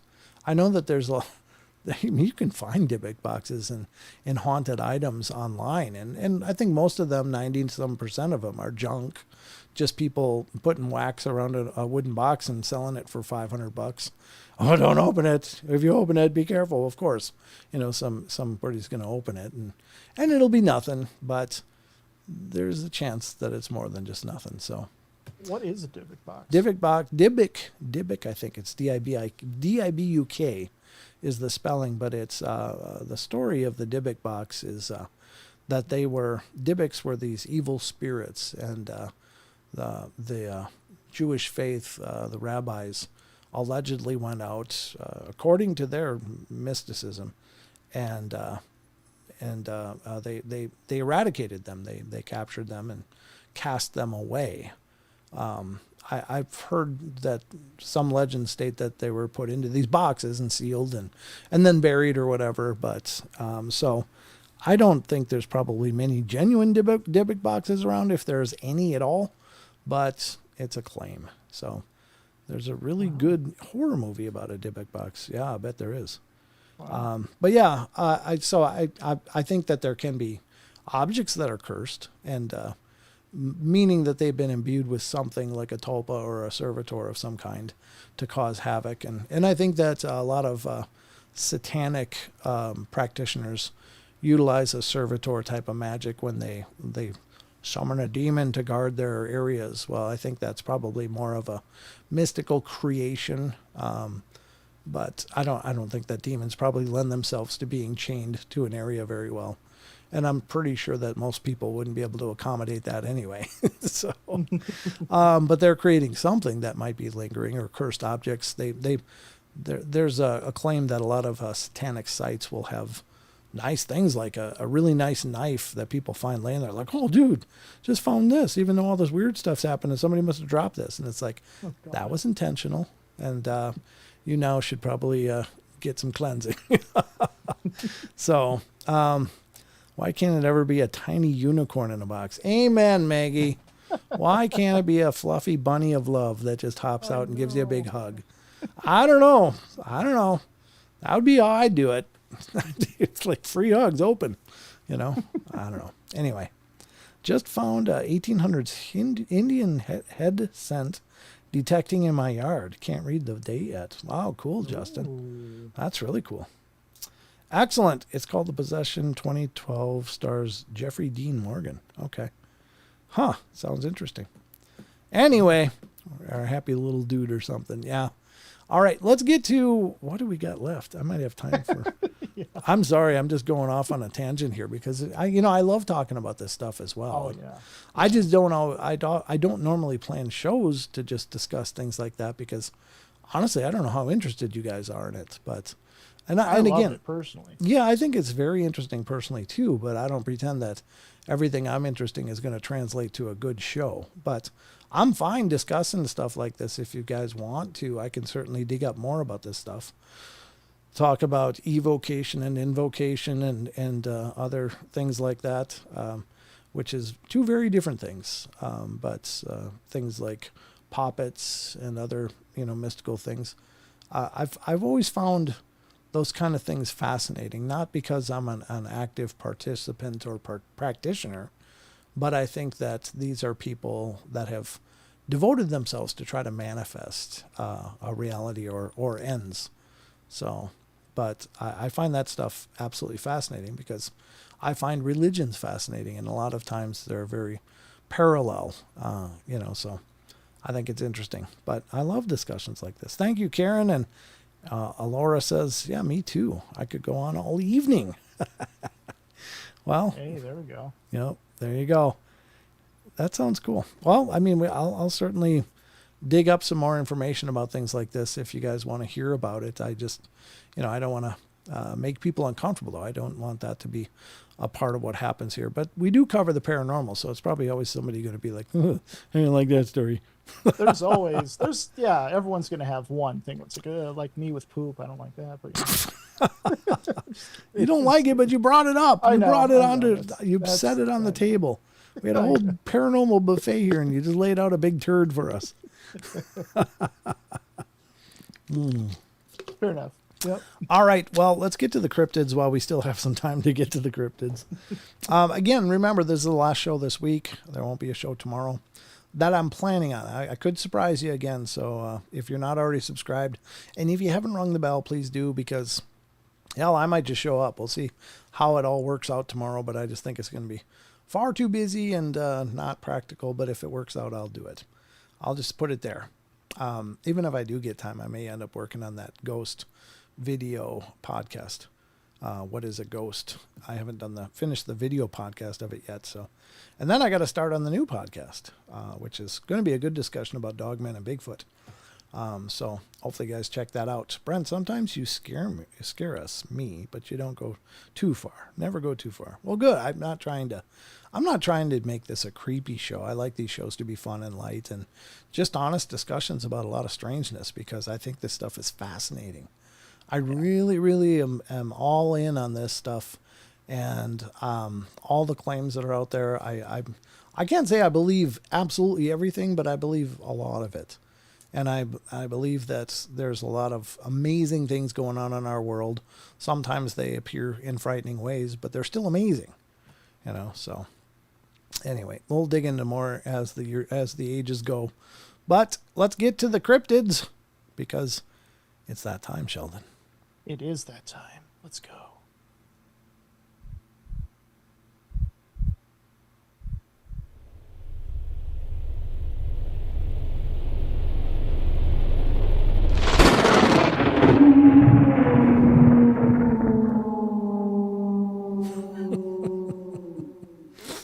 Jesus, Alora. Oh my God. I have those too. I do admit that is a weird phenomenon. It's true. I swear, it's weird. Yeah, this could be like you feel like it's giant, and then like you look down, there's nothing. Where does it go? I don't know. Grandizer says, Brent, not to poo on other podcasters, but I like your format. Some get too big, I guess, for their viewers. Yeah, I mean, there's that. If the show became wildly popular, I suppose it could evolve in different ways, and it would never be my intention to leave anyone behind and to change it too much. But I mean, change is also okay as long as we hang on to the heart of this, which is all of you guys. The thing I love about these shows is not that I want 500 people or 10,000 people watching. I mean, that's fine if they show up. I just want to hang on to this sense of community that we have. It would break my heart to lose that. So that'll always be my intent, is to hang on to this community that we've all got. That's what I love about this the most. I mean, believe me, it'd be amazing to have a lot more popularity in a lot of ways, because it would allow me to do a lot more in other avenues that I'd like to take the portal that I can't right now, just because of financial reasons. But certainly I would always hang on to the heart of it, which is all of you guys. And so bear with me. As we grow, we'll do our best to keep true to our vision. That's right. All right. It's time for the Cryptid Corner. Excuse me, ladies and gentlemen. I had a burp there. That was a burp coming up during speech. so I had to do that. I've been a Portal fan for years. Love this Portal, B. That's great, Laura. Thank you so much. I'm a fan of each and every one of you as well for continuing to show up and be a part of it. You guys are my second family. I mean, that sounds cheesy and corny, but I honest to God, when I think of you guys, I think that you guys are very much a part of my heart and my life.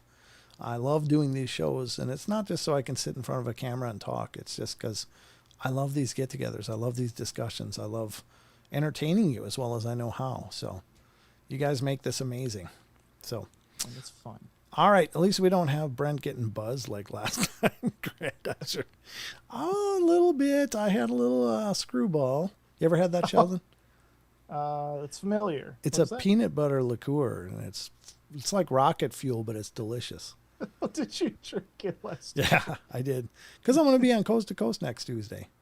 Oh, you got to get ready. Yeah, well, I was kind of celebrating. I just wrapped it up with their executive producers and stuff, and it was like showtime. Like, all right, cheers. So it was fun.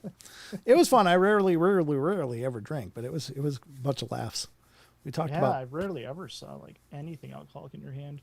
Yeah, not much through the years. Never been a big drinker. I don't mind hoisting one or two, but yeah, it was fine. Maggie says, good, glad. That was all right. Let's get on with the cryptids because we've got some things to get to. Let me minimize that. Oh, I still got cat poop fudge up here on my screen. That's right. It's okay. It's okay. It's a cute recipe. And it looks gross, but it's probably delicious. I never did make it. It just cracked me up so bad I had to hang on to it. All right, here we go. We're going to start out with Sasquatch Chronicles tonight, ladies and gentlemen, on the Cryptid Corner. Also, Brent, you have a variety of topics. Just like tonight, I get burned out on UFO. It's why I stopped listening to Spaced Out Radio. And others, they're stuck on one of those topics, beating the horse. Well, fair enough. I know Dave Scott does a hell of a job over there. I've watched Dave, and I think he's a marvelous host, and he's got a great community over there. But I appreciate that. That's very nice.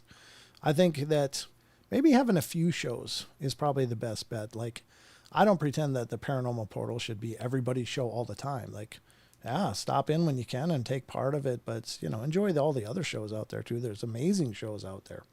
There's some really not good shows out there, too. Don't get me wrong. I'm not a fan of everybody that's doing a show, but I do appreciate that they're doing their best and they're doing something that I think they love, unless it's just an attention grab. And, I guess that'll show up in time just in the material. But, if they're consistent, I'm sure they're doing the best they can because they love doing it. And Dave does a hell of a job. He really does. He's a fantastic host.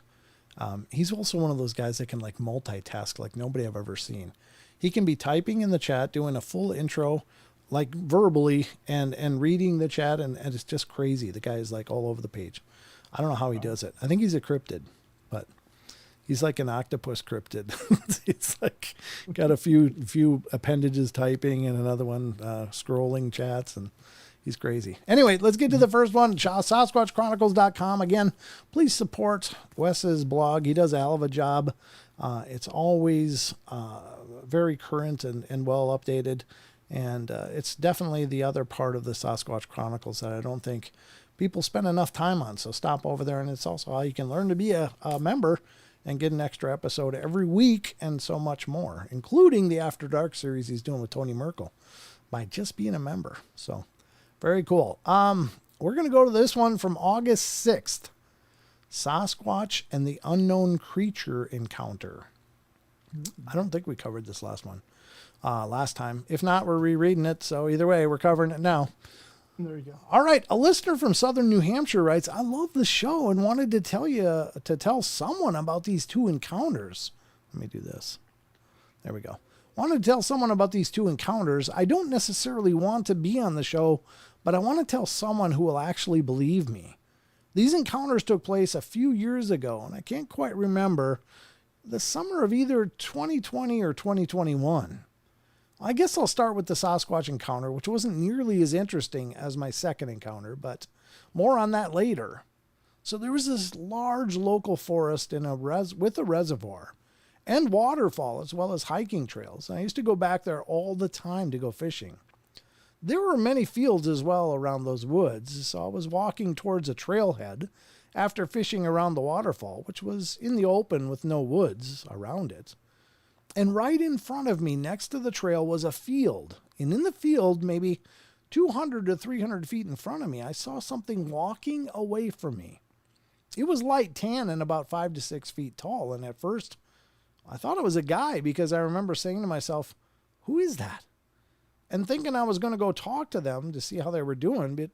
But as far as I was walking towards it, trying to get a better look at the person, they reached the tree line and it didn't even look like it walked into the forest. Its silhouette just kind of blended in with the trees and then it just melted. Well, I want to emphasize that it didn't look like it actually walked in. It just seemed to all of a sudden camouflage with the trees and then disappear. Also, at that property, I think I might have seen a much taller one that was pitch black run behind a tree, but I'm not entirely sure if it wasn't just my mind playing tricks. And since then, somebody put up private property signs and cut down a lot of brush, but don't seem to be doing anything with the land. My second encounter happened in my backyard. Now, my backyard is decently large, but nothing crazy. And it's also fenced in with a chain link about 6 feet tall. Well, there used to be a lot of brush and trees in the back of my yard, stretching about 10 to 15 feet from the fence. So one day in the middle of the afternoon, I was sitting in my sunroom with my dog. My sunroom had a very good view of the backyard as it was on the back deck and has glass walls facing the backyard. So my dog started barking and wouldn't stop. I was confused as there was no one at the door and she had no view of the street where people might be walking. And as I was scanning my backyard, trying to figure out what her problem was, I caught a glimpse of something through a gap in the bushes at the far end of the yard. It appeared to be a tall, maybe 6 or 7 feet tall, striding fast.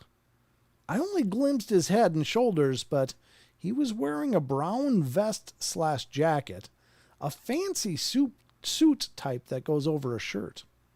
I don't quite remember if I saw a shirt or a tie under or what color it was, but the most striking feature was that he had no face. His skin was pale white, not like a white person's skin, but full white like snow.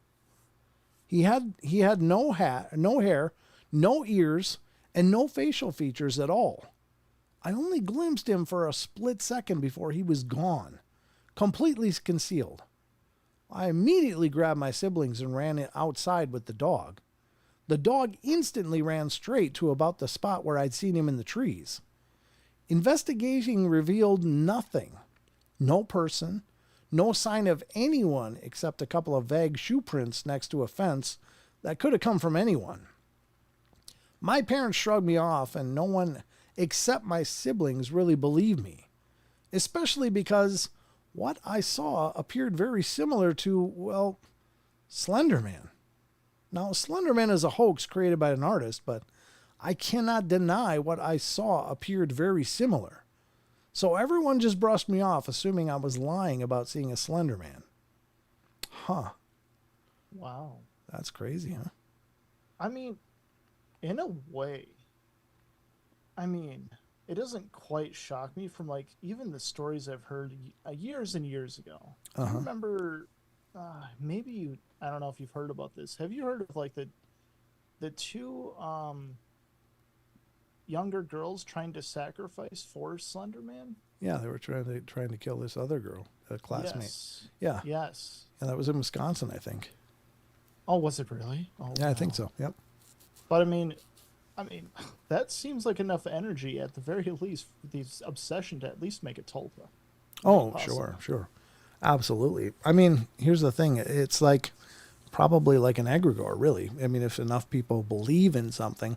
And I also attribute this, like an egregore, to be like the jilted bride that every hotel has. You know, oh, yeah, this place is haunted by the bride that was left at the altar, or the small child that fell down an elevator shaft or stairs in a hotel. And sure enough, there's activity. But did the belief create the activity? And so I really believe that's something very powerful. It's very akin to the poltergeist phenomena that people believe is created by a living person, subconsciously, not intentionally, but just going through whatever they're going through, that they may project subconsciously part of that anxiety, stress, anything into the environment around them, which can portray itself as like a poltergeist, things going absolutely batty. And I think that's a very powerful thing. And so if enough people believe in something and they're afraid or feel fear of something, then does that coalesce with the rest of the belief and actually form an entity?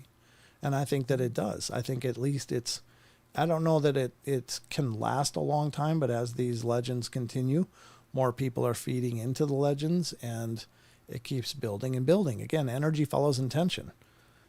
So you don't have to be in proximity with where something Slender Man happened to be feeding it energy, because we are, energy goes where you think it goes. It's like if you send prayers and love and healing to somebody, it'll go to them. It, may or may not have profound results, but it doesn't mean it didn't happen. So I think the same is true for fear of something, that goes to the whatever amalgamation that these creatures are. I wonder if enough people believed in something strong enough, could you manifest it? Like to the point where it becomes an actual threat of life. Oh, sure. Yeah. I wonder if that's like, I don't know, a thing. Yeah, I believe it is. I really do. Yeah, I mean, just because something can become conscious doesn't mean it becomes like nice. It probably is built on all those negative emotions, so it's kind of the embodiment of our worst parts of ourselves, So it can be a pretty ugly thing. Yeah. Oh, Laura says, I do believe I seen a dogman yesterday. That's right, you did say that earlier. Oh. Well, Laura, you might have to write in your story or maybe schedule an interview at theparanormalportal.net. Possibly. Yeah, I'm always looking for new interviews. So if you want to come on the show, any of you, to share your experiences, I'd love to talk to you. Absolutely. Yeah. Links in the chat, Laura. It's all there. And there's three men walking around in mirrored step. I've only heard one story. Can't recall the podcast. Yeah, I don't know. I mean, the odd thing about all of this stuff is that it's truly, if we are truly creating phenomena, then, and I believe we do. I do believe that that's part of this. Not that all phenomena is based around people's belief in it, but that some things become a real phenomena because people believe in it. And I think that's very real. So, yeah, everything's on the board, even weird stuff like three mirrored people walking around. It could be a manifestation. It could be a symbolic manifestation as well. It's just hard to know. I don't think that everything weird is scary or is meant to be scary. I think sometimes it's just very visual representations that we have to decode. Well, what does that mean? So maybe the three mirrored people aren't really a negative thing. It's just some weird representation of something the person may need to see for whatever that means. I don't know. Like, don't just think you're just you're connected, or something. I don't know. It's just a thought. But if I remember the podcast, I'll mention it in the episode on Discord. Yeah, please do. Please do. That'd be great. But fascinating stuff tonight. We kind of ran short on the creatures tonight, but that's okay because we usually run longer on the creatures and less on this other stuff. And I love these discussions. I love the idea of just diving a little deeper into some of these concepts and ideas because it's a big part of this stuff. Yep. Giants. I mean, that's what this community needs more of. To spread more. Discussions. We need more different thoughts, more different ideas. There's unlimited possibilities that this could be. All these things. You never know. Grandizer, Kangol Hat Man. Hey, this is a Kangol hat. Are you talking about me? Is that what's going on here? Good looking, but don't get tempted. What? I don't know what that means for sure. Makes me both excited and uncomfortable. I don't know. Anyway, I was just scrolling up because I just wanted to see if we missed anything here. Dave Scott, great host, great guests. Yeah, you're right, Grandizer. He does a good job. Laura says there's only 3 shows that are the best: Paranormal Portal, Sasquatch Chronicles, and The Confessionals. Oh, I'm glad I made it. I'm glad I made it on that list. That's some great company. I'll be. The grinning man, the fat man, the bald man, the bearded man. What? I was looking at Granddaughter's comment of all the cryptids, I'm assuming, or instances of stories. Mothman, Dogman, Owlman, Frogman, Otterman, Lizardman, Hatman, I know Hatman, Thin Man, Slender Man, Grinning Man, Fat Man, Bald Man, Bearded Man. I don't know grinning, fat man, bald, or bearded. I don't know that I'm familiar with. I've heard. I think I've heard of Grinning Man, but Slender Man I've heard of. Yeah. Thin Man and Slender Man, kind of the same thing. Yeah. Yeah. I don't know Fat Man and Bald Man either, but I've heard of even descriptions of, like, there's many people that have seen apparitions of ghosts that are wearing flannel, so they want to call it the Flannel Man, and it's like, okay, it's probably just a comfy shirt that somebody loved in their life. And so when they manifest, they're just in that comfy shirt. Everybody has that one shirt or something that's like their favorite. It's just, you put it on, doesn't feel like you're even wearing anything. It's just like, feels like your skin. And I think a good broken in flannel shirt is kind of like that. When it's chilly out there, it's just not much better. So I don't think that there's an individual phenomena called flannel men, but I've heard people trying to push that in the paranormal. So those are the three I listen to as well. But, oh yeah, you watch Mogan. Okay. I didn't even know Mogan was still out there. Okay. Gotcha. William DeFalco posted Grinning Man on his channel. Oh, I should try posting in the Discord. Yeah, please do. Yeah, please do. I am curious. Yeah, I'm interested in that as well. I mean, I'm always happy to learn of a new thing that maybe I'm not as familiar with. I'm looking forward to Phenomenon. Yeah, Tony Merkel's going to be there, folks. Ooh, You're going to meet Tony Merkel from the Confessionals, Sheldon. Oh, perfect. Yeah, Tony's a great guy. He's been a great friend through the years as well. So, not that I talk to him nearly as much as Wes, but you know, he's a really good guy, and he's doing some really great stuff with the Confessionals and Merkel Media. He's about the most ambitious guy I've ever known. I mean, honestly, the guy's a machine. So, absolutely perfect. Wow, I'm excited. I'm excited for all the people I'm going to meet there. Yeah. David Barnes, is David going? I don't know, David. Are you guys going there? David, are you going in your birthday suit? Is that what you're trying to say? What? I hope not. Might be a dress code. I'm just saying. And I don't think the birthday suit qualifies. But yeah, very cool. Well, I'm really glad you made it, Sheldon. Thank you for coming on with us tonight. Of course. It's always a blast. Always. It is always a blast. It's a lot of fun, and I appreciate you making it. I know it's a marathon for you to get done with work and rush in and get right on, but I appreciate it, and I know everybody here appreciates having you here. Oh, for sure. I mean, it's a great way to end out the week. You know, you're dragging your feet through work, but then you get to Friday, it's like, and then you get on the show, and it's even more fun. It's like, oh my God, it's a good start to the weekend. It's a good start. Well, it'll be great to see you again when you come out here in September, my boy. Absolutely. Yeah. David says, always brother swinging in the wind. Oh my God. That's just an over visualization. I did not need that mental image at all. Yeah, I could have gone the rest of the week without knowing that or thinking about that, but you got me. All right. Well, that's going to wrap it up for us tonight. Sheldon, anything in closing? Absolutely, guys. Don't forget. I mean, I sent it earlier, but I'll send it again. Don't forget the discord.gg/paranormal portal. I'll post it in the chat so you guys can join all these amazing discussions. And I swear, they don't talk about poop nearly as much on there, so don't worry. But also, paranormalportal.net, the home base for the Paranormal Portal, where you can stay up to date on new episodes and schedule your own interview if you have an amazing story to share. Don't be afraid. And it doesn't have to be even like a Hollywood story. I'm just glad to talk to anybody that's seen anything. and experienced stuff. That to me is a blast. So, but yeah, folks, that's going to wrap it up for us. So thank you all for joining us. Those of you that did, and thank you to those who are watching when it's not live. I appreciate you all. And I only ask that you hit the like and let people know that you were here and give us your thumbs up. And if you're watching it when it's not live, please leave a comment. Again, I'm not responding to them directly as often as I should. My apologies to all of you who have been leaving messages, but I promise you I am reading every one of them. I sit and read every once in a while throughout each day several times. So I'll check. And so I am seeing your comments. I do appreciate it. Thank you so much for the love and support. And please continue to recommend the shows to people you know that are in the paranormal. If you're involved in any groups that deal with paranormal subjects, please share these episodes. That would help out a ton as well.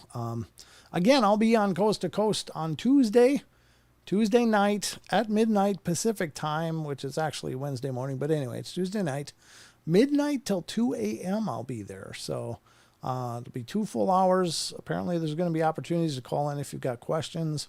I'd love to see you guys there representing us and representing the home team because, it's kind of an important interview in a lot of ways. It's one of those that could go a long way in help promoting the shows, or if I screw it up, it can be a bad memory. So I'm hoping I don't screw it up. I'm sure it'll be just fine.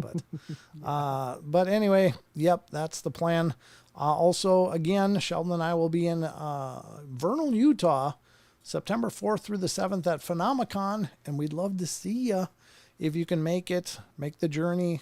Utah's kind of centrally west located, so it makes it a little more accommodating, rather than up in Kalispell, Montana, which was wonderful, had a great experience, or even over in Pocatello, Idaho, a couple weekends ago. Both great conferences, had a wonderful time. But Vernal is a 4-day event. There's so much going on there. Go to phenomicon.net to learn more. But I know Tony's going to be there. I know we're going to be there. And Jaron and his brother, Jaron Daniels, and Roman Daniels of Supernatural Station will be there. You can meet them. So we're just going to burn it up as much as we can, but love to see you guys if it's possible. So that's going to wrap it up for us tonight. Remember, we love you all. Be good, be kind, be nice. Take care of each other. Help each other out. Find the magic in every day, and remember to laugh as much as you can. And we'll talk to you all as soon as I can. Maybe tomorrow, but maybe not. So if you're not subscribed and hit the bell, you might miss it. So watch for it. But anyway, guys, love you, and we'll see you next time. Good night. Good night.